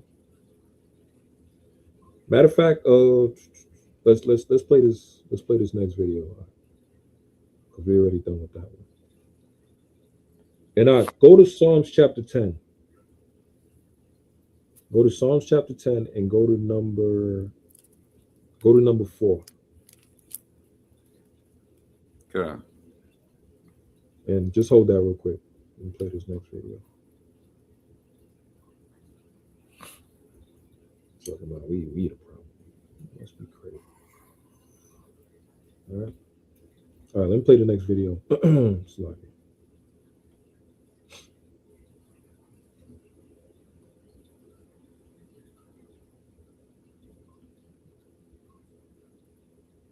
Seems like I'm doing.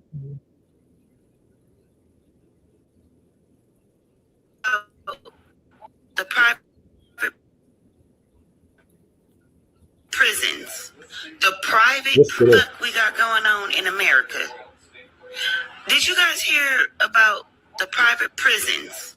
The private prisons, not the federal prisons, not the state-owned prisons, but the private prisons are suing states that they reside in, right? Over the fact that the states are not sending prisoners to these private prisons that I guess they contracted for. The private prisons are claiming that the states promised them a certain amount of prisoners. So now these private prisons are suing the states that they are in. Do you guys a business? And we are the product still. This is the most disturbing and alarming piece of information I have All ever right, had what's to your thoughts share. on that, man?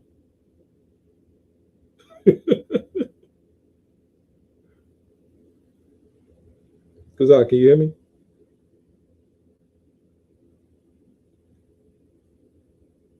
Yeah, Kazak, let me know you there, King. Right? It says the private prisons. Right? Slakia. It said the private prisons, they're pissed off and mad because they don't got enough prisoners, which they were promised, right? They don't got enough prisoners, which they were promised. Let's hear that again. Prisoners to these private prisons that I guess they contracted for. The private prisons are claiming that the states promised them a certain amount of prisoners. So now these private prisons are suing the states that they are in. Do you guys not understand now? This is a fucking game, a corporation, a business. And we are the product See that? still. This is a business. America's a corporation. Right? Americano is a corporation, and we're the product. You want to talk about Black Friday? Black Wall Street? Stocks and bonds and all of that stuff? Stocks and bonds? Bondage? Bondmen, bondwomen? We're the product. That's why this devil will never let us go. Same as they want to blame us and brothers and sisters in the corner selling drugs and all of this stuff and shipping this and that, shipping and bagging products and all of that stuff, cocaine, drugs and weed and everything. Right? That's the same thing they're doing to us. They'll change the laws. 3 strikes. Weed was illegal. Locked them up. But now it's legal. Right? It's legal for these damn devils, but it's illegal for your black ass. They set up laws only to benefit them. That's it. And whatever we do in this society, we get blamed for it. Right? They're still looking at us as the slaves that we are in these times. That's why they got to find a way to throw us in prison by any means necessary. Because they got to fill what? Their quota. Right? They made a contract and they got to fill up that quota. They got to fill up that prison house. Right? So let me go back and watch this video again. And we'll go over First Maccabees. This is the most disturbing and alarming piece of information I have ever had to share. Trump just signed an executive order criminalizing homelessness and directing states to institutionalize individuals with mental health disorders and substance abuse disorders. This Right, is so let's not get this real quick. Let's get Second Maccabees. Let's get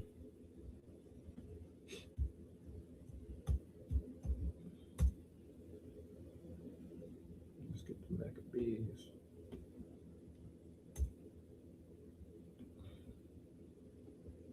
And it's the same thing over and over again. All right. Let's get Second Maccabees and let's get chapter 8.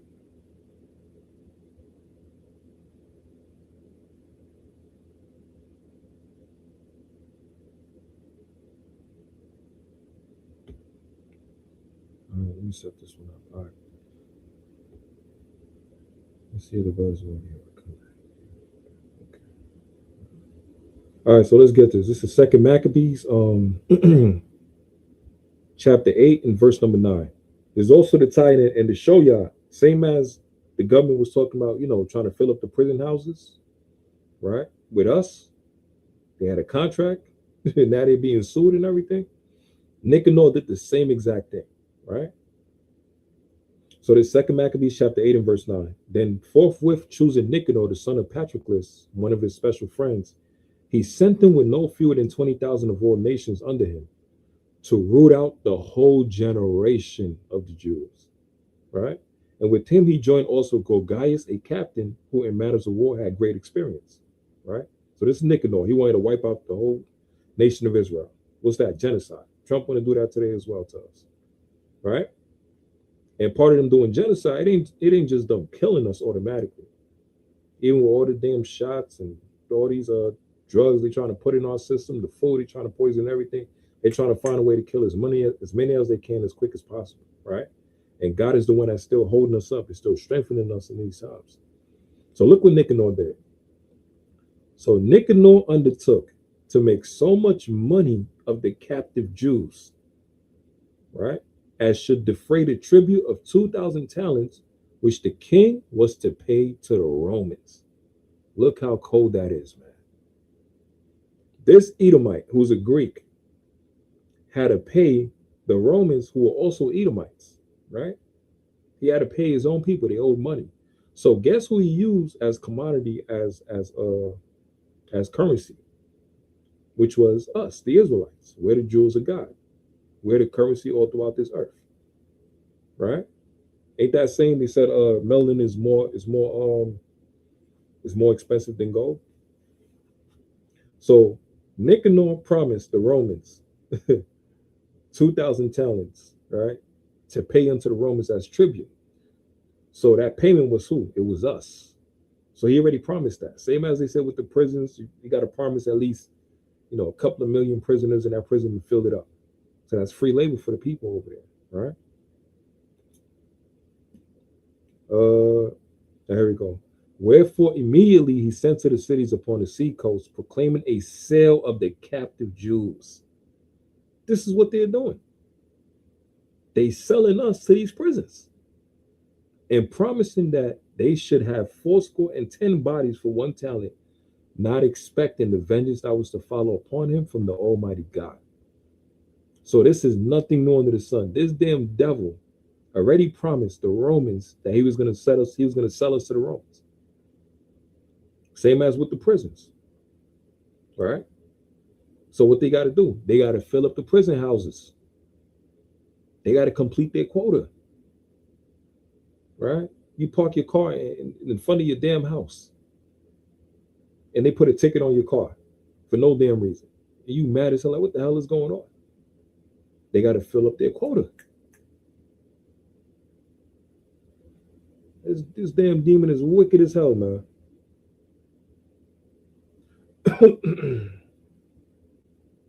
All right, let's get to the next part of the video.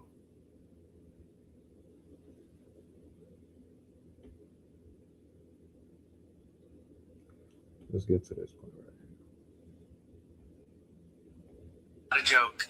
The ACLU is all over this. I don't know why this isn't on every single news outlet. Share this information with absolutely everybody and anybody you can. This is truly unimaginable. The name of this executive order is Ending Crime and Disorder on American Streets. This is what Trump's homeless plan actually looks like. Utah is building a 1,300 bed camp for homeless people, and advocates are calling it what it actually is, a forced labor camp. It's being built to enforce Trump's new executive order on homelessness, the one that threatens to cut funding from states unless they start criminalizing homeless people sleeping on the streets. The facility will sit on 16 acres of land outside Salt Lake City. State officials are calling it an accountability center. So all the members of the Trump regime are going to be held accountable in there too, or what? Advocates are calling it a prison with a nicer sign. Over 300 of the beds will be for people who will be involuntarily committed, meaning they'll be sent there against their will. Others will be assigned to work-conditioned housing, aka forced labor. Utah officials say it's a transformative way to handle homelessness. But this doesn't sound like help. It sounds like torture and punishment. This forced labor camp is a test run for Trump's national plan to build tent cities on cheap land. And in his words, where homeless people can be rounded up and put to work. The Trump regime is turning poverty into a crime, even though they're the ones responsible for making the poverty happen. So when Trump says he's ending crime and disorder, remember what that really means. He's rounding up poor people that he helped create and throwing them into forced labor camps against their will. There were owners of private prisons who were suing the states they are contracted to imprison people in because they don't have enough prisoners because the state got lax on some of their laws and decided to be more lenient on incarceration. So you have a state government that goes, all right, we ain't gonna put as many people in prison. But the private company running the prison go, nah, motherfucker, you promised us 80% capacity at all times. We at 50% capacity. Go catch some niggas and bring them and or reimburse me for the people that are not here. And the state can't afford to do it. So they locked up in court right now. Bam. Almost everybody in this country, you're a commodity to someone else.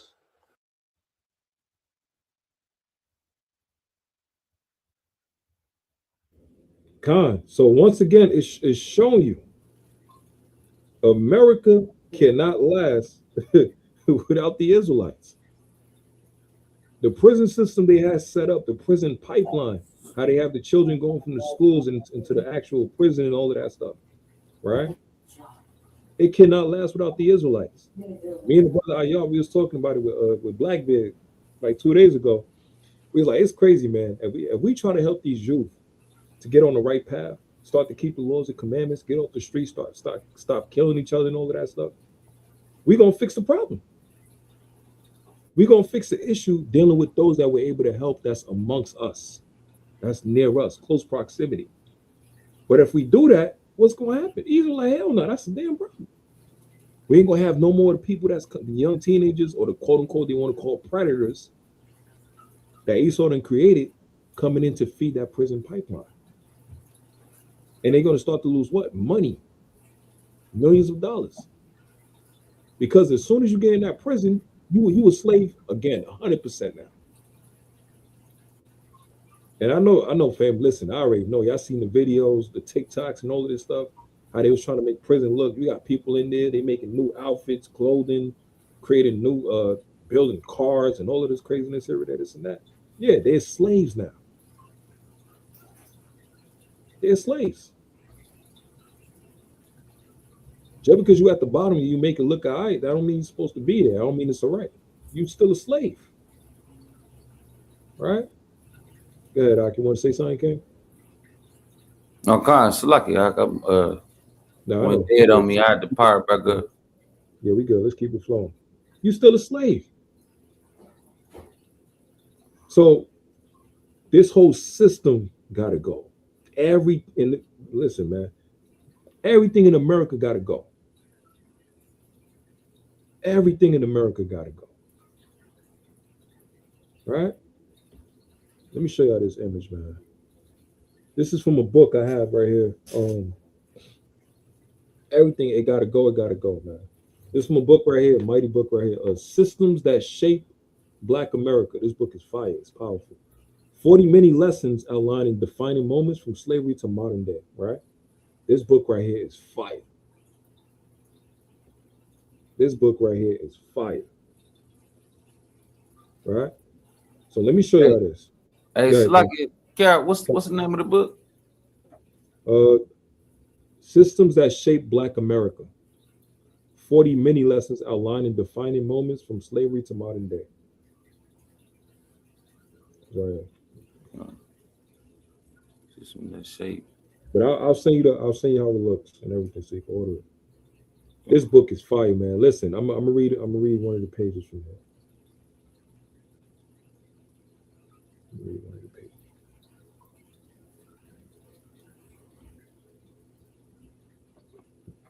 Sloppy. Here we go. All right. So this page right here, page 29. It says slave patrols in 1704. Slave patrols were organized groups of armed white men who monitor and enforce discipline upon the enslaved population in America's southern states. Beginning in South Carolina in 1704, slave patrols spread throughout the colonies. Their primary function was to police the conduct of enslaved people, especially those who escaped or were viewed as defiant. Other functions included monitoring enslaved people's movements, suppressing rebellions, and protecting white people's properties. Slave patrols also formed river patrols to prevent escape by boat. During these times, enslaved people were often mistreated by slave patrols, despite having permission to travel. Man, listen. You want to talk about ICE? This is ICE right here. Yeah. Con? Monitoring where you're going. Where's your ID? You speak Spanish? I'm gonna bust you over the head and all of this stuff. This is ICE right here.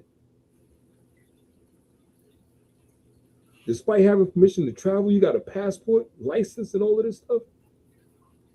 They done killed 2 people in Minnesota, attacking blacks and Hispanics every day. You know what's funny about Esau? Esau tried to attack the Hispanics first, pressing them and everything.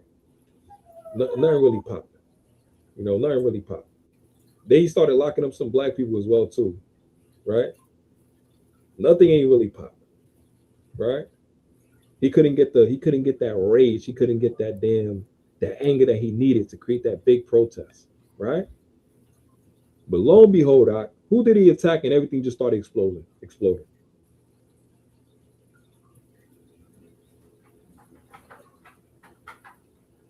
You heard Hey, Doc? yeah, Salaki. Huh. No, it said suppressing rebellion, God. right? Like if if you rebel from getting killed and fucking beat, Salaki, Right. but Right. how you gonna suppress that? We just supposed to They- just take. They want you. They want to hit you like George Floyd. Just take the Right. knee on your neck and stop complaining and die. God. You know what I'm saying? But the minute ICE attacked them Edomites, now all hell done broke loose.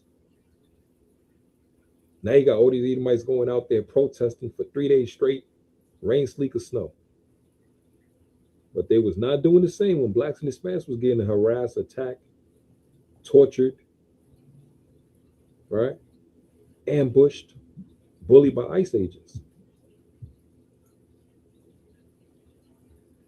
It's like whatever we do, we can't do nothing right. Whatever we do, we don't get no justice. All right? So part of the slave patrol as well too.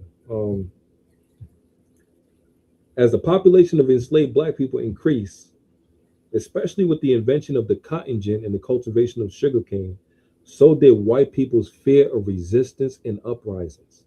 Hey, didn't they say that? Like last year? They said, we don't stop these people, the black and brown people from increasing. In the next 20 years, America is going to be majority brown people. God? Didn't the Pharaoh say that in Exodus chapter 1? Let us deal wisely with this people. Unless they're going to increase and then they're going to team up with the other nations. All right? Their biggest concern was enslaved people holding their enslavers and other white people against their will on plantations. Since that is where enslaved populations were largest, incentives such as money and tobacco were initially offered to the white people, urging them to be more vigilant in capturing runaway enslaved people. Slave patrols were formally created when this approach failed. Look at that. So they even give them incentive. Hey, listen, man, you lock up this Mexican, I'll give you a damn bottle of vodka. You lock up this Mexican, I'll put some extra greens in your cabbage and all of this stuff, right? I'll put some extra mayonnaise on your stale bread. So what they're doing, they're basically deputizing their own citizens to oppress us as a people even more. And that's where you get these Karens. Hey, are you supposed to be here? And that's why they mad, because that Jake is coming right at their neck now. You seen that video with the brother? Everything Esau put us through all throughout the years. Now Jake like, hey, you supposed to be here? Are you supposed to be here? You know? Yeah, Jake was like, yeah, do you live in this building? Yeah, Jake like, yeah, you live in this building? Oh, Jake started clutching his bag like, nah, I'm scared because you might steal my bag. Like, now they're mad now. But this is what they did to us the whole time. And we can do it back to them, rightfully so, because that's what they are. They're the thief and they're the murderer. You know? Right? It says laws were put into place to control the actions of both black and white people. White people were legally obligated to monitor black people's actions. That's the Karens. Black people free and enslaved were subject to questioning, searches, and other forms of harassment. So look at that. These not even police officers. This is regular citizens. But a regular Edomite, he got more power over us.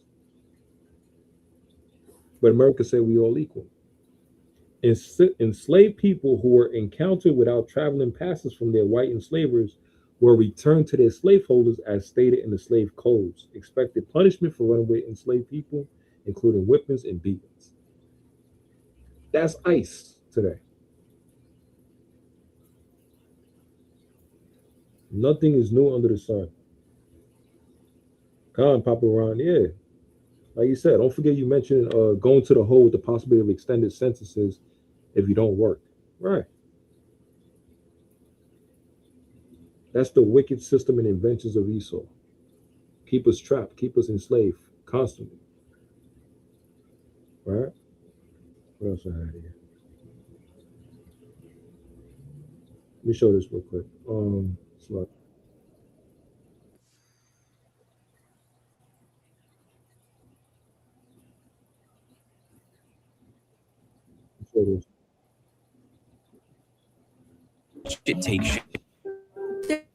There's this phrase that you might hear in the news sometimes: the school to prison criminal justice system, and for how schools are funneling students, especially black students, into the criminal justice system.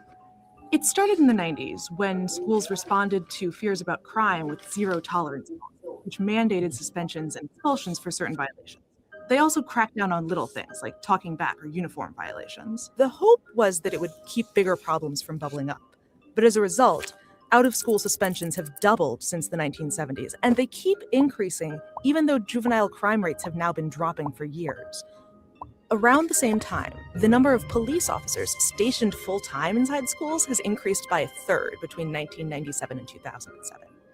Ostensibly, they were there to prevent mass school shootings like the one at Columbine, but they end up being a way for schools to basically outsource discipline to the police. Schools with officers have 5 times as many arrests for disorderly conduct as schools without them. Sometimes the results are shocking. But the less visible effect is that schools are feeding the racial disparities in the criminal justice system. Consider the fact that schools are more likely to have an officer on their campus if the student population is more than 50% black. You might assume that that's because there's more crime at these schools, but although students at police schools are more likely to be arrested, they're not actually more likely to be charged in court for weapons, drugs, alcohol, or assault, at least according to one study. During the 2010-2011 school year, 1 in 6 public school students in the US were black, but they accounted for 1 in 3 arrests at school. Same goes for other forms of school discipline. Black students are suspended or expelled 3 times more frequently than white students. It actually begins in preschool. 18% of preschoolers are black. But if all preschoolers suspended more than once, 48% are black. Studies show that differences in behavior can't fully account for these disparities. Black students and white students are sent to the principal's office at similar rates, but black students are more likely to end up with a serious punishment. One study found that white students are more likely to be suspended for provable offenses like smoking or vandalism. Black students are more likely to be suspended for subjective offenses like talking back or insubordination.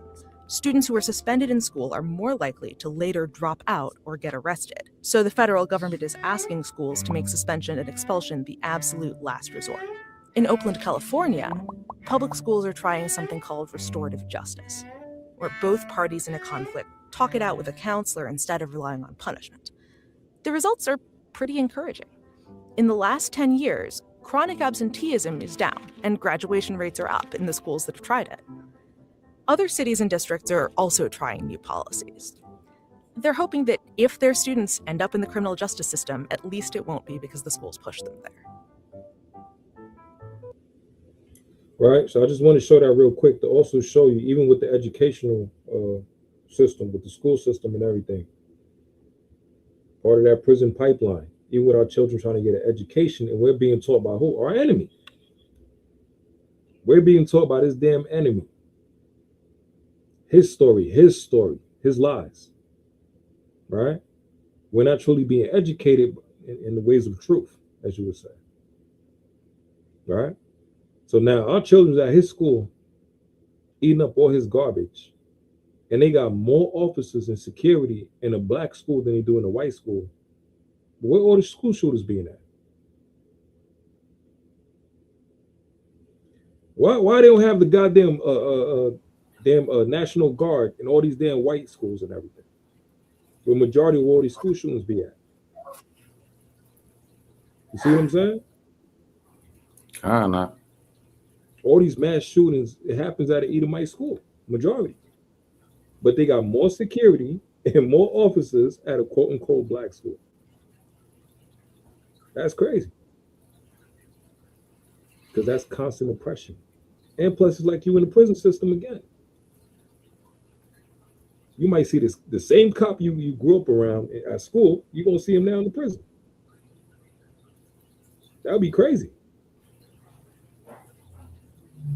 The same cop you've seen around in your school,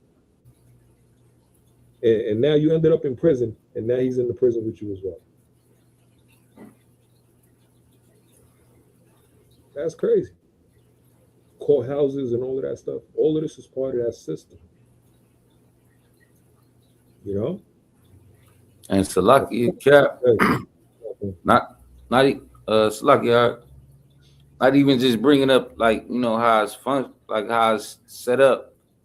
You know, the classes, you got to walk in line and go to the next class and go to the lunch room. It's the same way in prison or in jail. That's a good point. It's the same exact way. Let's see, it's the same exact way. So let me get two more videos. Let me just show two more videos.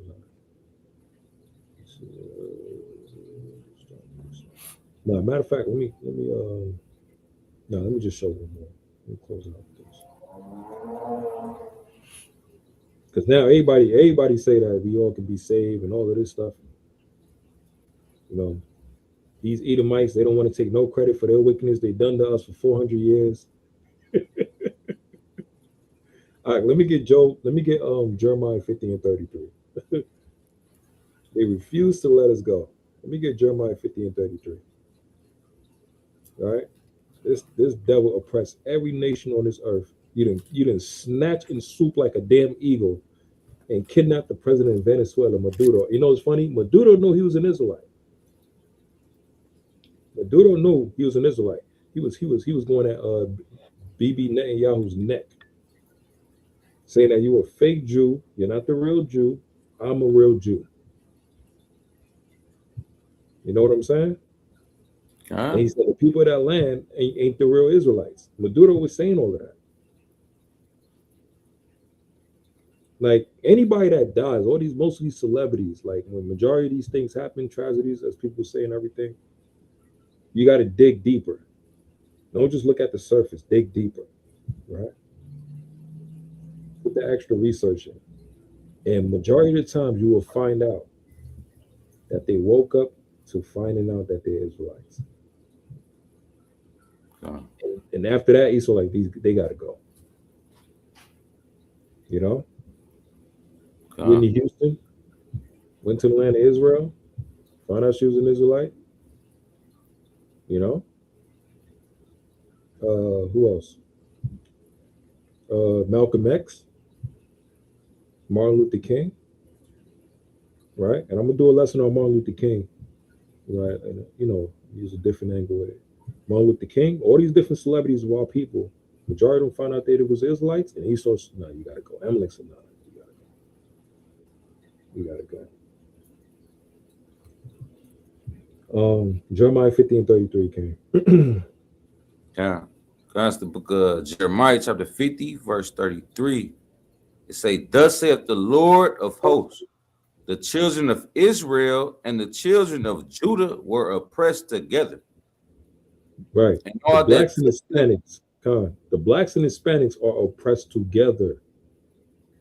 Right? We are oppressed together. ICE is coming after all of us. You know? Can I say the children of Israel and the children of Judah were oppressed together, and all that took them captives held them fast. They refused to let them go. Right. ICE is coming after all of us. Blacks and Hispanics, Northern and Southern Kingdom. We're oppressed by the same devil. And we're thrown into where? They refuse to let us go, so we're thrown into where? Prison houses, so they can fill up their prisons. It's all part of their system.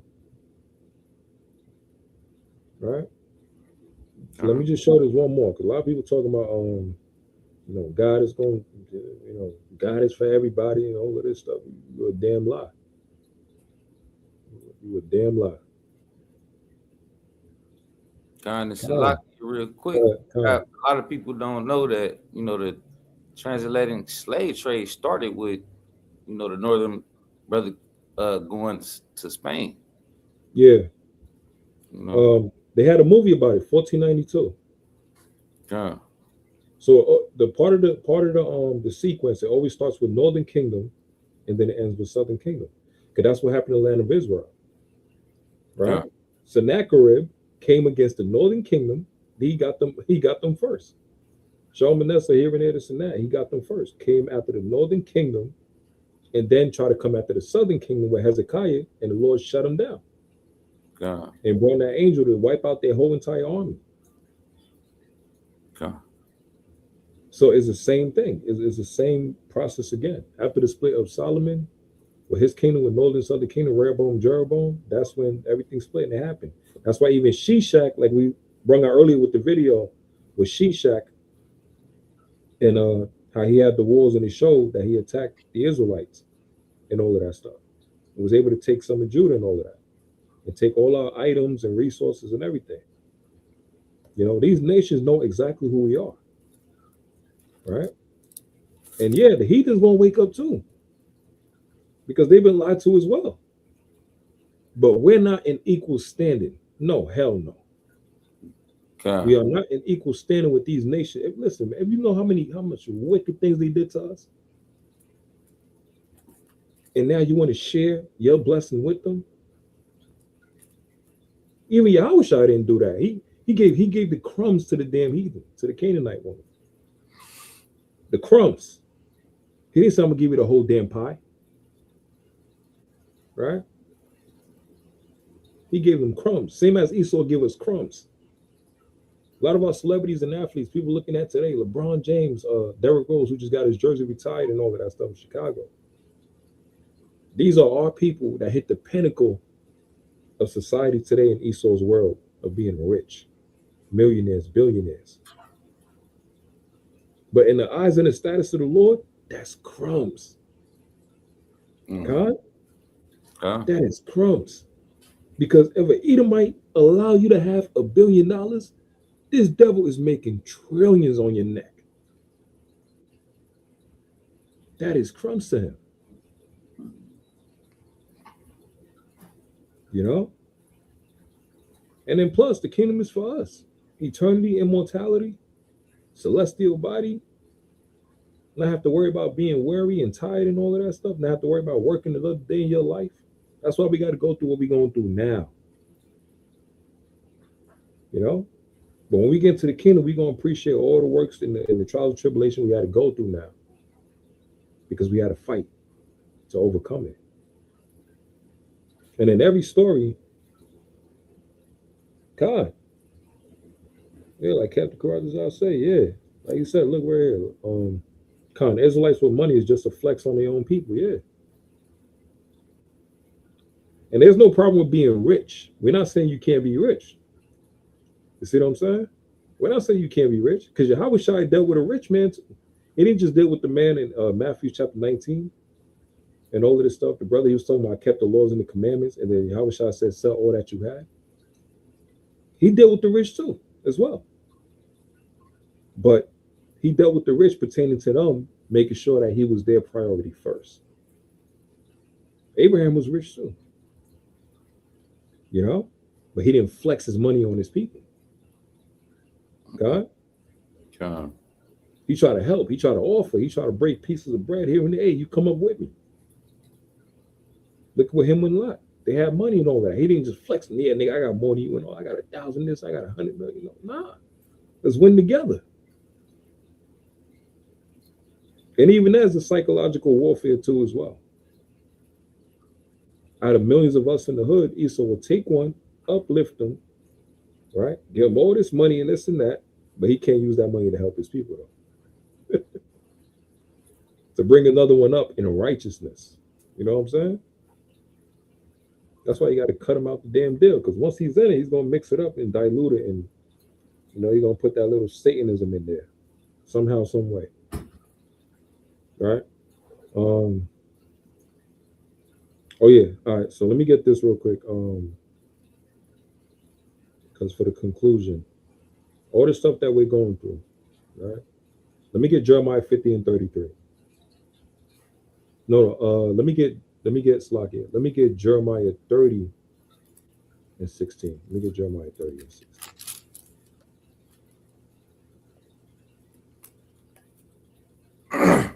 Guys, said Jeremiah 30 and 16. Yeah, come. This is the book of Jeremiah, chapter 30, verse 16. It say, therefore, all they that devour thee shall be devoured, and all thine adversaries, every one of them, shall go into captivity. Right. So the prison pipeline they put us through, these heathens, trying to keep us as constant slaves no matter what, not trying to let us do our own thing, right? Changing up the laws every chance that they get, wicked oppression, ain't showing us no mercy, right? Putting us in captivity, forwarding the affliction. Now you think we're going to share our birthright with them? The Lord said they ass is going into slavery. Hardcore bondage. Boy, remember that movie Training Day with Denzel? Put your ass in Pelican Bay. Yeah, you do this to me. King Kong ain't got nothing on me. By the time y'all gonna be in Pelican Bay. like what we gonna do? What we gonna, especially Esau? What we gonna do to Esau, boy? And it's gonna be all in righteousness. Ain't gonna be no sodomy stuff. What we gonna do to these Edomites? Meditate terror on them, and it's gonna be justified, right? But now everybody want to hold hand in hands with get scram. And also with the heathens that's submitting, yeah, let them do their job, because there's a route for them as well too. There's a role for them as well. The heathens that want to submit and want to help support and all of that stuff, yeah, keep them away. Let them do their job. God. Because there's laws on how to deal with a servant, how to deal with a slave as well too. Imagine how powerful that is. A heathen in his kingdom, in his heaven, is willing to submit to us in our hell. Think about that. A heathen in his heaven is willing to submit to us in our hell. That's powerful. Because now when the roles are reversed, if he's going this hard for us and we in our lowest estate, what the hell you think he's gonna do when we in our kingdom? He's gonna be the greatest. If he already snitching on his people right now, What the hell you think he gonna do for us in our kingdom? And we as Israelites gonna be all immortal. We all gonna have spiritual power, from the least to the greatest. We all gonna have power from God. We're all gonna be celestial beings. These heathens can't do a damn thing to us. We already gonna know what they're already thinking. Esau already know. That's why he put in their movies, like Raising Dion, like even that movie Supercell. And yes, there's spiritual power all throughout the scriptures.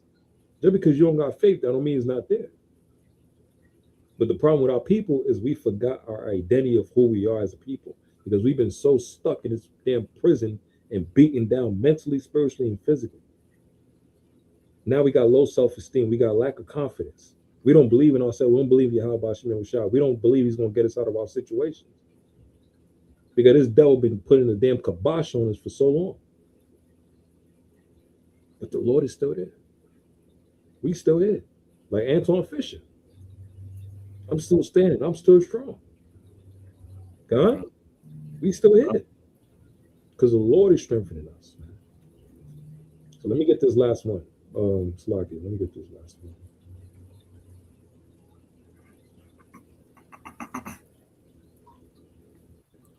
Yeah, 10:06. This one is right here.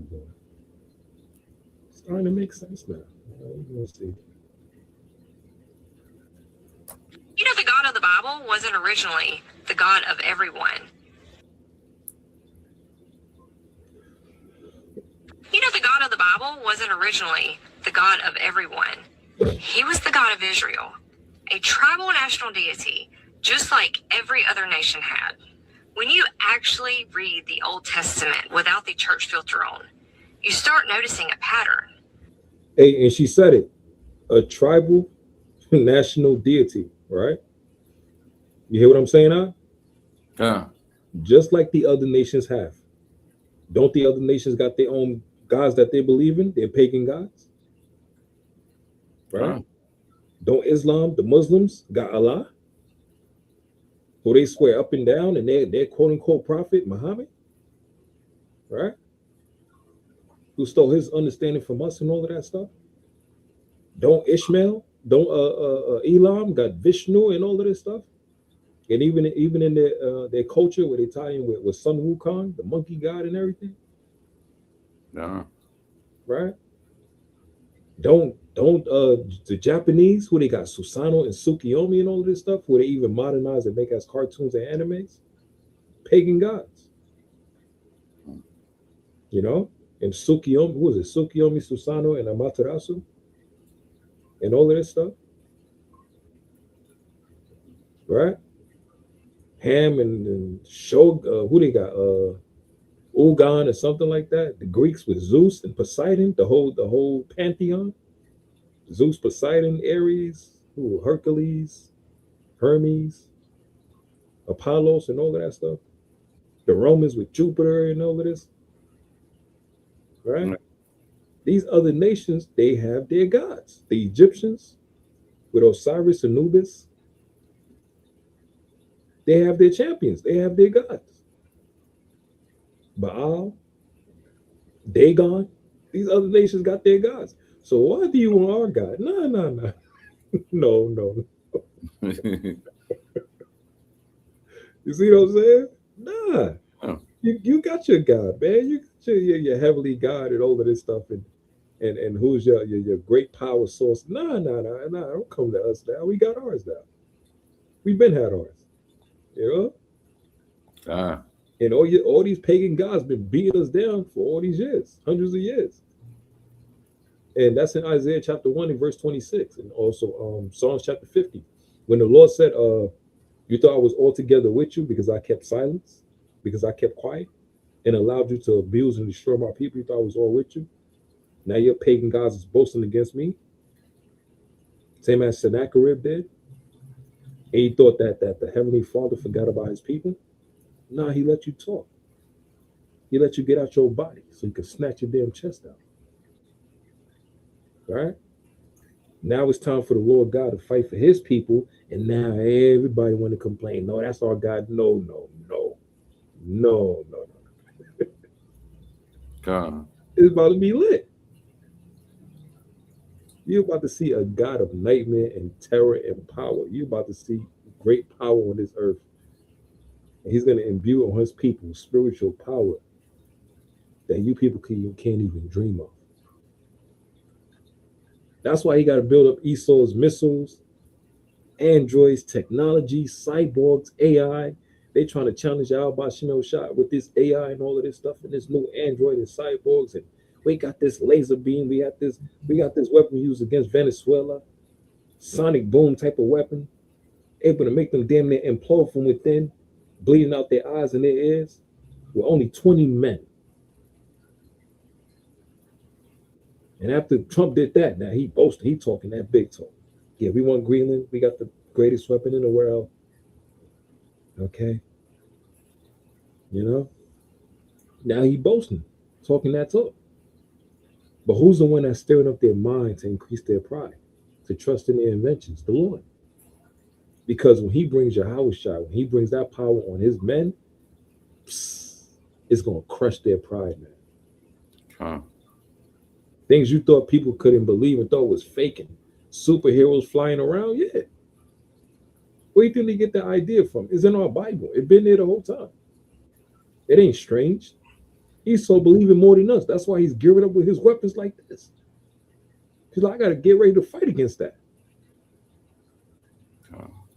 That's why he sent them the damn satellites into space and what is it? The damn Dragon Air Force and all of this stuff. Yeah. Intervening every damn week. They're talking about the UFOs and the chariots now. And the cat is out the bag. They already said they look black and all of this stuff. So many interviews about it. Chariot as big as the damn city of New York. Flying through the skies. And not a peep and not a sound. And it's right over their neck. And they can't even hear it. Yeah. All the movies they created. Battle of Los Angeles. There was a situation that happened around, I think it was around the 40s or the 50s, where all these military came together to fight against each other, and they seen a chariot in the sky. They was shocked. Like, what the hell? They trying to shoot it down. It was no bullets working against it. God, the water paparazzi. Yeah, discombobulator. Right. That's what the Lord gonna do to them when that fire and that damn thunder come at his neck. You know? So all these movies, all these shows, Esau already telling you what's about to happen. But he tried to put himself as the hero.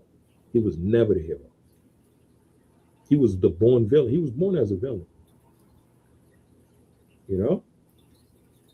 And we seen it, man. That is the greatest time to be alive, man. All right, so let's get back to this. God isn't presented as a universal, all people, everywhere deity that we talk about today. He's presented as Israel's God, their protector, their warrior, their king. The text literally calls them his chosen people and says that their land was his portion. And over, you see the same story. Israel versus another nation, and Yahweh fights for Israel. He frees Israel from Egypt. He helps Israel conquer Canaan. He tells Israel to destroy certain tribes, and he gives Israel land that other people already lived on.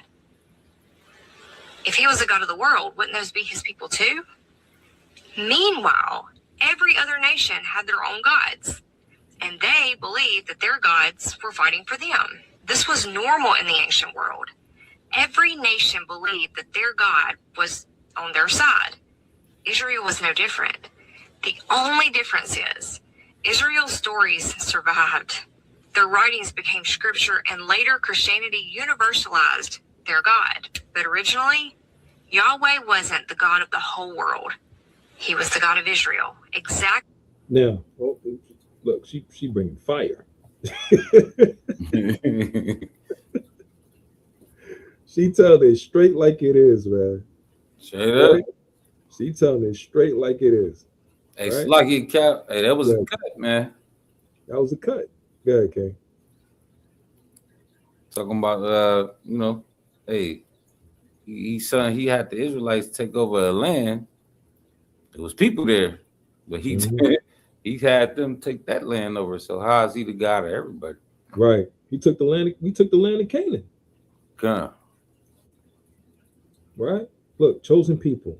It says throughout history, various groups of people have seen themselves as the chosen people of a deity for a particular purpose. The phenomenon of chosen people is well known among the Israelites and Jews, where the term Hebrew, right, refers to the Israelites as being selected by Yahweh, not no damn Yahweh, to worship only him and to fulfill the mission of proclaiming his truth throughout the world. Huh? That's it. Look, some claims of chosenness are based on the parallel claims of Israelite ancestry, as is the case for the Christian identity, right, and the Black Hebrew sex. See, that's us. And regard themselves as not Jews and as the true Israel. Right? That's us. We're the chosen people. And Esau never wanted us to know that. Why? Because of all the benefits and the blessings that come with it. And us knowing that God is only the God of us, Israelites. He don't give a damn about anybody else. Like in Amos chapter 3 and in Joel chapter 2, verse 27. God. He's only the God of Israel. He don't care about anybody else. Every time a nation submit to us or bow down the knee and kiss the boot, that's them submitting to Yahweh Shem Shai through us. Yeah. Every time a nation bows down to the children of Israel, that's them forsaking their God and submitting to ours. And basically, that's them telling you that, yeah, their God won against Slakia. Our God won against theirs. God. That's basically what it is. Because remember, isn't Yahweh B'Shem Shah a man of war? In war and battle, you get spoils, you get wins and rewards. And work. Yeah. So every time, so if a nation submit to us, that don't mean they're equal with us. No. Hell no. We won that battle. Because we had who? The Lord to fight for us. He's a man of war. You know? And the heathens know that.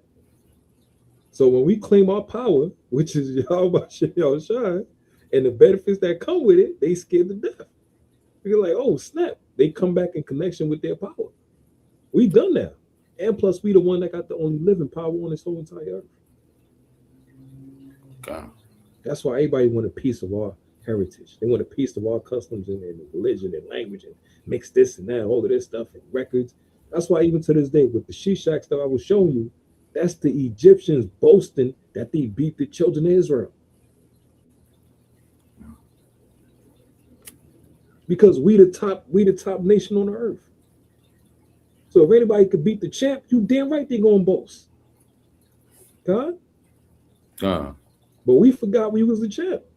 And part of being the champ, you gotta have that spirit, which is what? Discipline. To be a champion, you can't be no damn weak coward or whatever, this and that. You gotta be a warrior, you gotta have confidence. Discipline, fruits of the spirit, love, compassion, right? Mental authority as well too.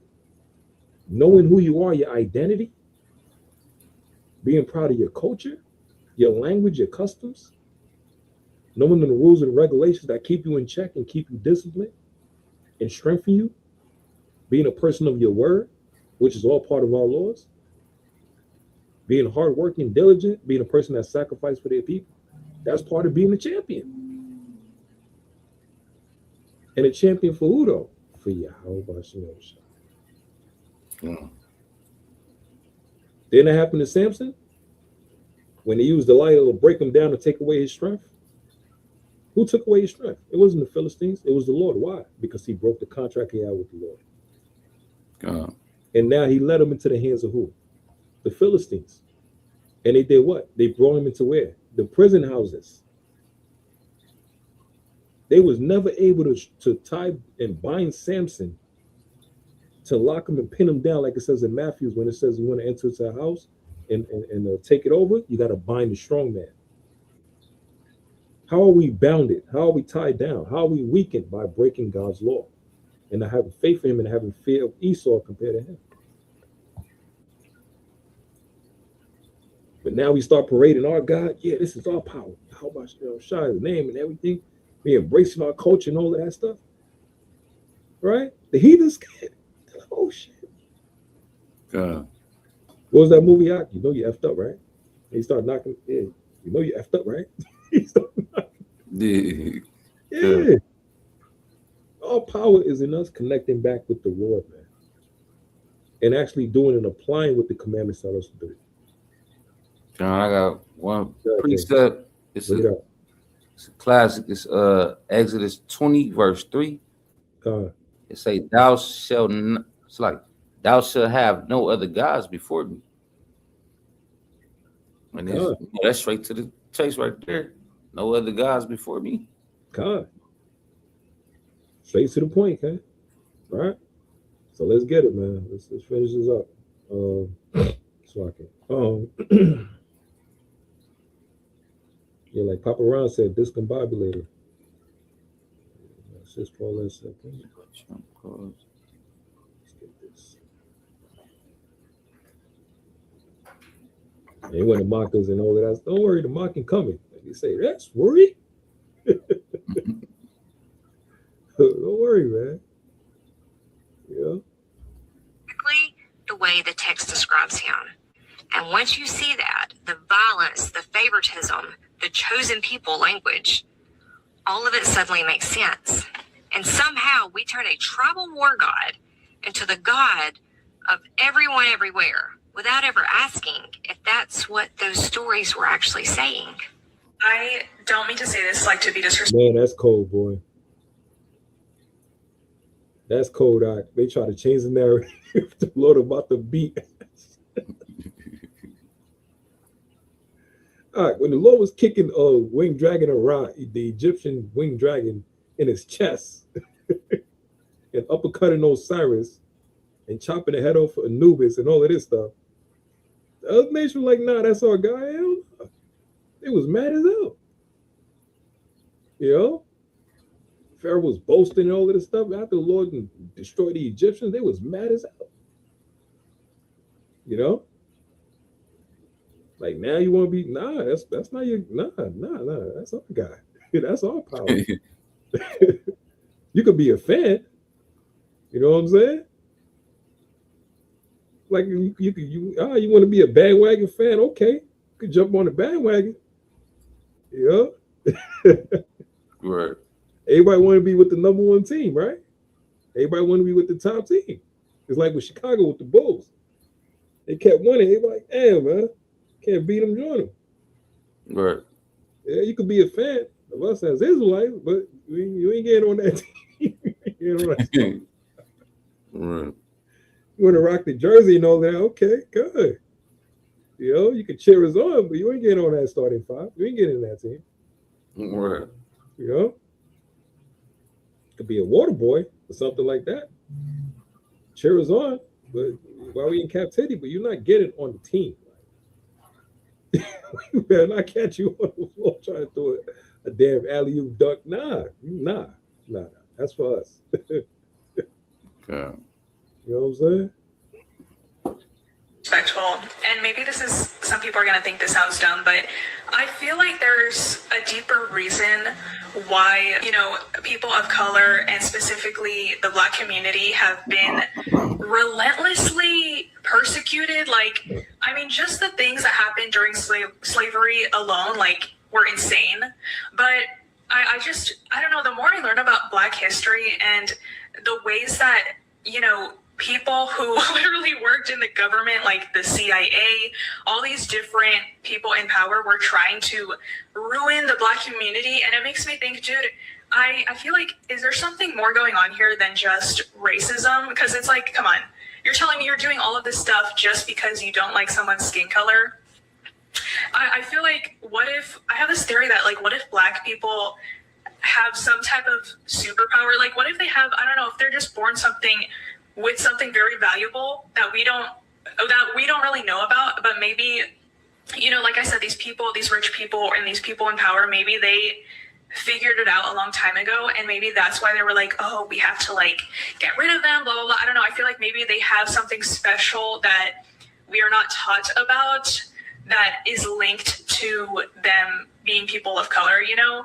And I've seen some Black creators come on here and try to explain how special it is to have melanin in your skin and how it has all these different properties, but I don't know, I just feel like I have this theory that this goes so much deeper than maybe a lot of us realize, because I'm sorry, but I don't think you're gonna go out of your way for all these hundreds and hundreds of years to try to ruin one group of people over something as silly as, oh, their skin is a different color. Like, I feel like there's something that we don't know.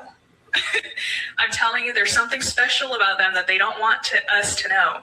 Okay, this is just something that I've been thinking about recently, and I'm like, maybe if there are some Black creators that maybe they already made a video and I just didn't see it, I don't know, but like, I don't know, maybe it sounds dumb, or maybe this is like, yeah, no shit, Sherlock, but you know, it's just something I was thinking about. Take back the streets. It doesn't matter whether or not the person. What you think? What you think? So what? I said, what you think? Because people starting to find out now. Because Yeah. she said, she like, yo, something ain't adding up. Right. You start making it too obvious. Something ain't adding up. Because you talking about you hate them because of the skin color. Nah. You don't do that to the Hamites. You don't do that to the damn Indians that look darker than us coming over. No. Something ain't. It's not the skin color.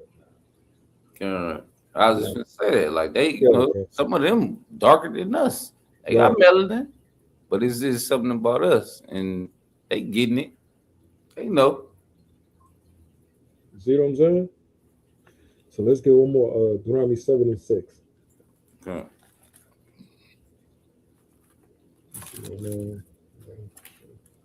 Because she said it. She was like, yo, saying ain't adding up. Yeah. And the whole world started to find out that, yeah, you've been messing with the children of God the whole time. Everything you did up to us gonna come on your neck. Right, and it's something special that these people got that we starting to realize. Right, see that? And she said it. Persecution, all the things we go through, like, it's gonna show it. It's gonna show it out. And then we can you set this up, set this down right here.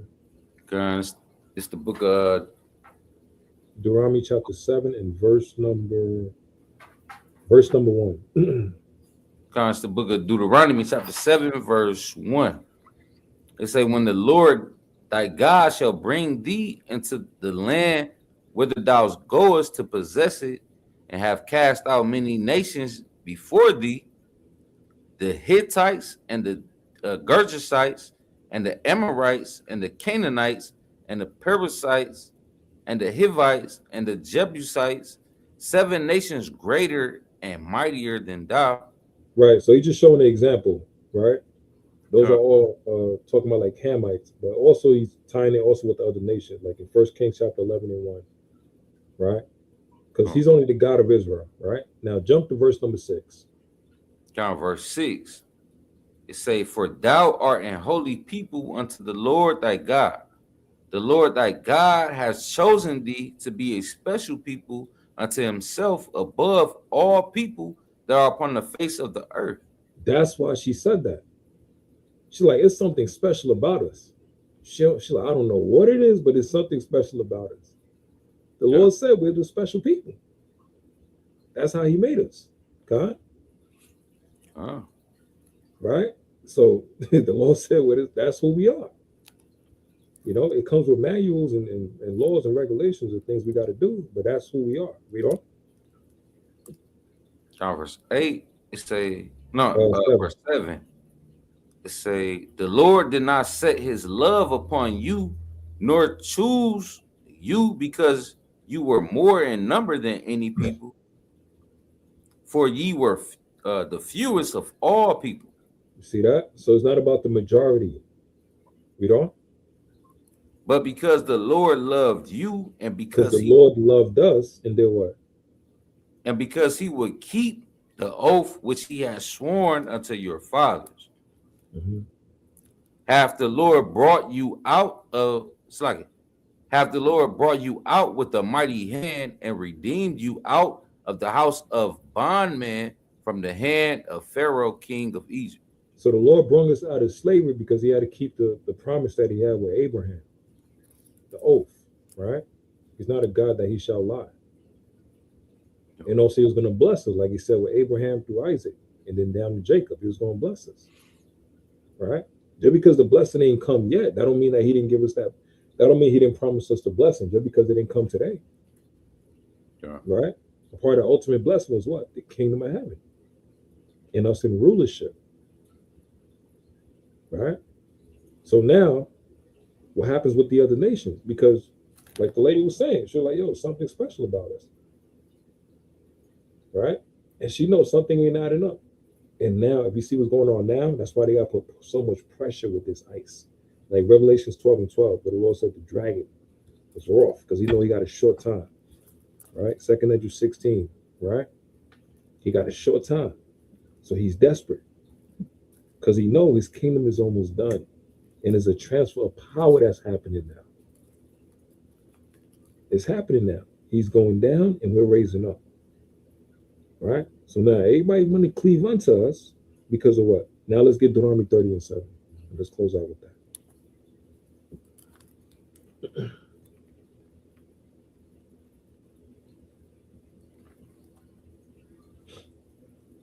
Go ahead, King. Deuteronomy 30:7.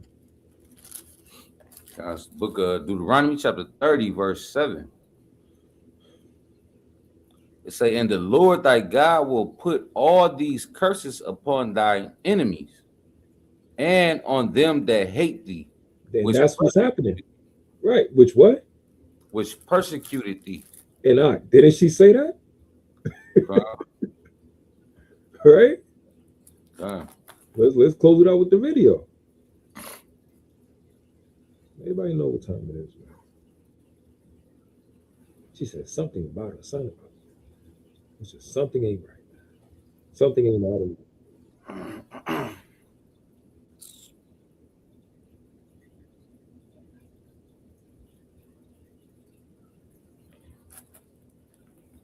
Worked in the government, like the CIA, all these different people in power were trying to ruin the Black community, and it makes me think, dude, I feel like, is there something more going on here than just like the Amalekite, the fake Israeli Jew, the Amalekite woman said. She said the biggest problem that we got is young Black people in America. We're like, what? We're like, wait, how we the all the way across the world and we the problem? How the hell we the problem? We trying to mind our business. We going through hell. And they all the way across the world saying the biggest problem they got is the young Black youth in America. What? Man. Something ain't adding up, man. We that much of a threat while we confused at the bottom. Like Malcolm X said, bamboozled, run amok, led astray. We confused, groping in darkness and noonday and everything. We don't know who the hell we are. Most of our people, and we that much of a threat. Nah, something ain't adding up. So imagine our people now start to wake up in masses and know exactly who they are and realize that land, Israel, belongs to us. You know what I'm saying? Wow. And now we start to look at the music industry, start to look at the raps and all of this stuff, start to look at the movies. And now we start to break everything down, start to look at the religious aspect of churches and the systems and the clubs and everything. Hold on, man. Now we start to wake up like they clone Tyrone. Hold on. We actually really in the trap. And now they start to see behind the scenes who's the one that was creating this trap, who's Esau the devil. Hold on. And they start following that trap. They start following his ways and his setups and start to deviate from it and separate and come back to Yahweh Shem Shai and actually get strengthened by the correct God is supposed to follow. We go up, they go down. They got no choice. That's how the pendulum swings. God? Let's close out with this video. just racism? Because it's like, come on, you're telling me you're doing all of this stuff just because you don't like someone's skin color? I feel like, what if, I have this theory that, like, what if Black people have some type of superpower? Like, what if they have, I don't know, if they're just born something with some. And the Lord said we're the greatest people on the earth, and that spiritual power is coming. That's why they even had to cancel the Black Superman movie with Michael B. Jordan. Amalek shut that joint down immediately. Superpowers like Malcolm X and Martin Luther King, which is a show that they created, which is called the X-Men, who Stanley himself literally said he kind of based it off of them characters. With Magneto and Professor X. With Magneto was Malcolm X, and Professor X was Martin Luther King. So they switched the namings around. You know what I'm saying? So yeah, it's coming. All of that is coming. And America got hell to pay. God. You know? Something very valuable that we don't really know about, but maybe, you know, like I said, these people, these rich people and these people in power, maybe they figured it out a long time ago, and maybe that's why They already knew who he was. That's why they came and got us immediately. They already knew. Hitler already knew we're the Jews of God. So they're rich right now, money-wise, physically, paper, but we're rich spiritually. And the kingdom of heaven, everything belongs to us. This whole earth is actually ours. They already know that. You know? they were like, oh, we have to like get rid of them, blah, blah, blah. I don't know. I feel like maybe they have something special that we are not taught about that is linked to them being people of color, you know? And why would Esau, as a majority, tell everybody else, and especially our people, that we're God's chosen people? Why would he do that? That's suicide. Because he ain't gonna give the money back that he stole from us in our lands. Because where would he have to go? There's the video they made on TikTok, and everybody gathered together, and they was gathering all the Edomites, men, women, and children. Got the airplanes ready and everything. And they were telling them it's time for y'all to go. And they said, where are we going to go? They said, got to go back to the mountains, go back to the caves. And they was crying. And no, I don't want to go. No. The Lord said in Job that we going to chase them out of the earth because of how wicked they are. So why would they teach our people that we're the children of God? Like it's not going to destroy their system now. You know what I'm saying? That's not going to benefit them. And plus, they hate our guts. You know? And I've seen some Black creators come on here and try to explain how special it is to have melanin in your skin and how it has all these different properties. But I don't know. I just feel like I have this theory that this goes so much deeper than maybe a lot of us realize, because I'm sorry, but I don't think you're going to go out of your way for all these hundreds and hundreds of years to try to ruin one group of people over something as silly as, oh, their skin is a different color. Like, I feel like there's some... Yo. The jig is up, Hawk. Said it's up. It's up, Hawk. The jig is up.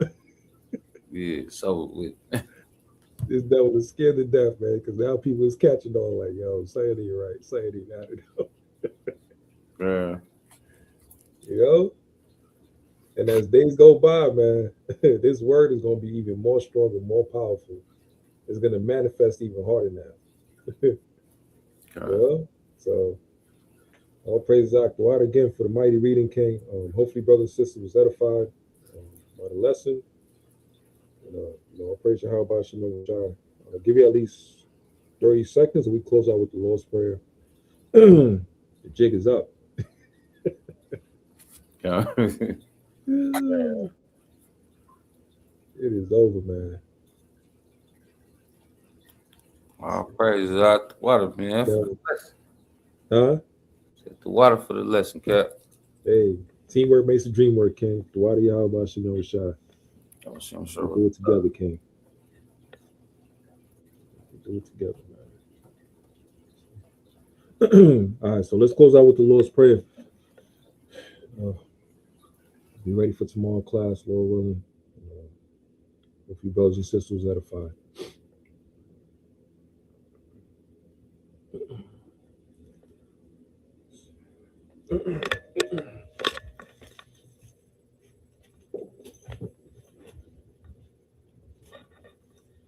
Ka'Allah Yahweh, Ba'ashem Yahushai, Ba'ashem Chakadash. Shemai Yasharallah, Yahweh, Allah Hainawa, Yahweh, Achad, Abanawa, Shabashemayim, Kodash Hayasham Ki Yahweh, Malakufka, Taba'a, Ratazaka, Chaya Aisha, Barataza, Kawa, Chaya, Bashemayim, Natanawal, Ham, Chayuam, Wasalachnawa, Chamwafnawa, Kasalachnawa, Chamwafinawa, Wala'ata Biainawa, Banusayawan, Abal, Hawashainawa, Mayan Rai, Kaya, Laka, Hamalakwaf, Wahala, Wataparaf, Lawalamyam, Amen. That was the Lord's Prayer. This blessings for Israel. Yabaraki Yahweh, Yashamarka, Yari Yahweh, Panyawa, Ayaka, Yachancha, Yasha Yahweh, Panyawa, Ayaka, Yashamlaka, Shalom, Yahweh, Bahashem Mashiach, Yahushai, Shema'ayo, Barak, Ropa, Yasharala, Yasharala, Yasharala, Kal Akim, Kal Akwafim, Kal Banyam, Yasha'ala, Yahweh, Bahashem Mashiach, Yahushai, Dawada, Dawab, Amalam, Amen. Blessings for Israel, also curses for the heathens of the nations. Yahweh Ba'ashem Yahushai, Shalak Rayim, Wa Anashim, Wa Abadim, Wa Haragim, Wa Mashapatim, Al Kal Adawamim, Wa Gawamim, Wa Ayabi of Nawab, of Kishal, Tawada, Tawab, Ewalam. Amen. We come to Yahweh Ba'ashem Yahushai to please strengthen your nation throughout our trials and tribulation, throughout this captivity, to also increase us in righteousness, increase us in motivation, increase in our spirits, to be an embodiment of your works, an embodiment of your righteousness in these last days, to be a light, to be an example, to help strengthen us, to uphold your laws and your commandments and your covenant, Yahweh Ba'ashem Yahushai, to the best of our abilities in righteousness, Yahweh Ba'ashem Yahushai, to also give us the spirit and the motivation to overcome any things that we're going through daily, to overcome any trials that we're going through, to also be as a light and also to bring testimonies into our people, to come back to you, Heavenly Father, as well. To bring judgment upon the heathens and upon the nations and upon those ice people that's trying to oppress us and oppress our people, and also to give us the spirit to endure for the kingdom of heaven, also for the return of Yahushai, and to be worthy of the land, to walk into the kingdom. The water, the water,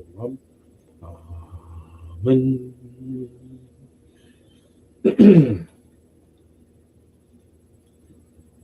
All praises, family. Hopefully y'all was edified. Once again, for the iron sharpened iron, and Tawab la ilah. Kwam Yasha.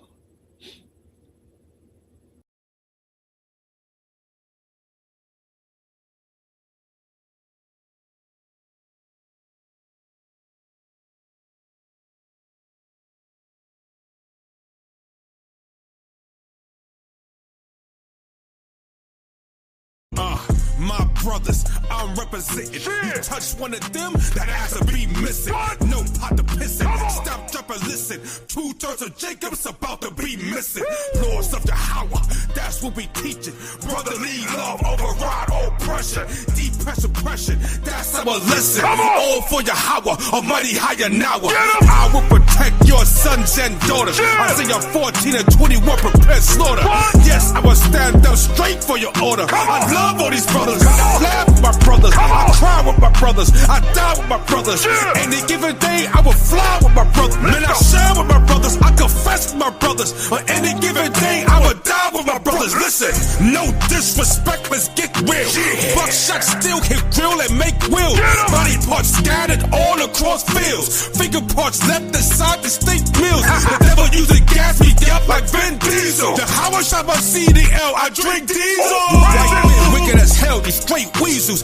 Just like the ancestors who brought measles. Yahweh shot the good vaccine for my peoples. Oh, praise to the Most High. Kwam Yasharala. Yeah. Shout out to my Hayanawa Yahweh. Shout out to Dark Side for this beat. All praises to my Hayanawa Yahweh, the house of Israel. Put your hands on your heart for your God. Kwam Yasharala. We gonna roll with Yahweh. What? He's out high and now. Yeah. We gonna roll with Yahweh, and his name is full of power. Come on. We gonna roll with Yahweh. Yeah. He's out high and now. What? We gonna roll with Yahweh, and his name is full of power. We gonna roll with Yahweh. He's out high and now. We gonna roll with Yahweh, and his name is full of power. We gonna roll with Yahweh. Come on. He's out high and now. Come on. We gonna roll with Yahweh, and his name is full of power. We gonna roll with Yahweh, he's out high and now. There's none greater than the God Yahweh. Every day he show us his power, and these storms, man, they devour. He has bodies, man, every hour. Life is sour, but he brings power, and his son, yes, we do honor. He's our father, a mighty father, and you defile us, why even bother? All you wicked ass men that started these problems, but he's the problem solver. Man, these scriptures hit like a revolver, shrapnel in your face like a bomber. Daughters of Zion, let's go warn her that the Lord God is about to abhor her. Wait, hold up. This is the reason why I'm living, and the reason why I'm even in existence is to please Hayanawa and to show Hayanawa that we have truly repented. Ain't no reason for a brother to come up to camp at the front like he got still. But if it's real, little brother, by the will of the Yahweh, your camp, he might just fail. Wait, hold up. We gonna roll with Yahweh.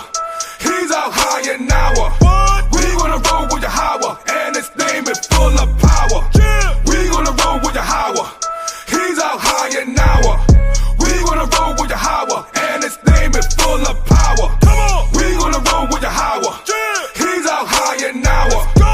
We gonna roll with Yahweh, and his name is full of power. Hallelujah. We gonna roll with Yahweh. He's out high and now. We gonna roll with Yahweh, and his name is full of power. Who the hell said Yahweh ain't real? Don't make a cop back or the steal. Make you clap like you was a seal, or a pig to the slaughter you squeal. Like the devils in the Bible it revealed. White women walk past you like ill. To the devils in the crowd and send chills. Hop back in your post and just peel. White people walk up and they cry, trying to say that the Bible ain't right. But the Bible said the devil gonna fry, and the Bible said the devil is a lie. You should the devil touch the apple of his eye. Coronavirus that you modify. Better scripture that are screaming for the Lord. Israel call upon y'all like a sword. Hold up. This is the reason why I'm living, and the reason why I'm even in existence is to please Hayanawa and to show Hayanawa that we have truly repented. There's no reason for our brother just to come up the camp at the front like he got still. Cause if it's real, little brother, by the will of Yahweh, your gap might just peel. Wait, hold up. We gonna roll with Yahweh. He's out high and now. Yeah. We gonna roll with Yahweh, and his name is full of power. Come on. We gonna roll with Yahweh. Yeah. He's out high and now. We gonna roll with Yahweh, and his name is full of power. We gonna roll with Yahweh. He's out high and now. We gonna roll with Yahweh, and his name is full of power.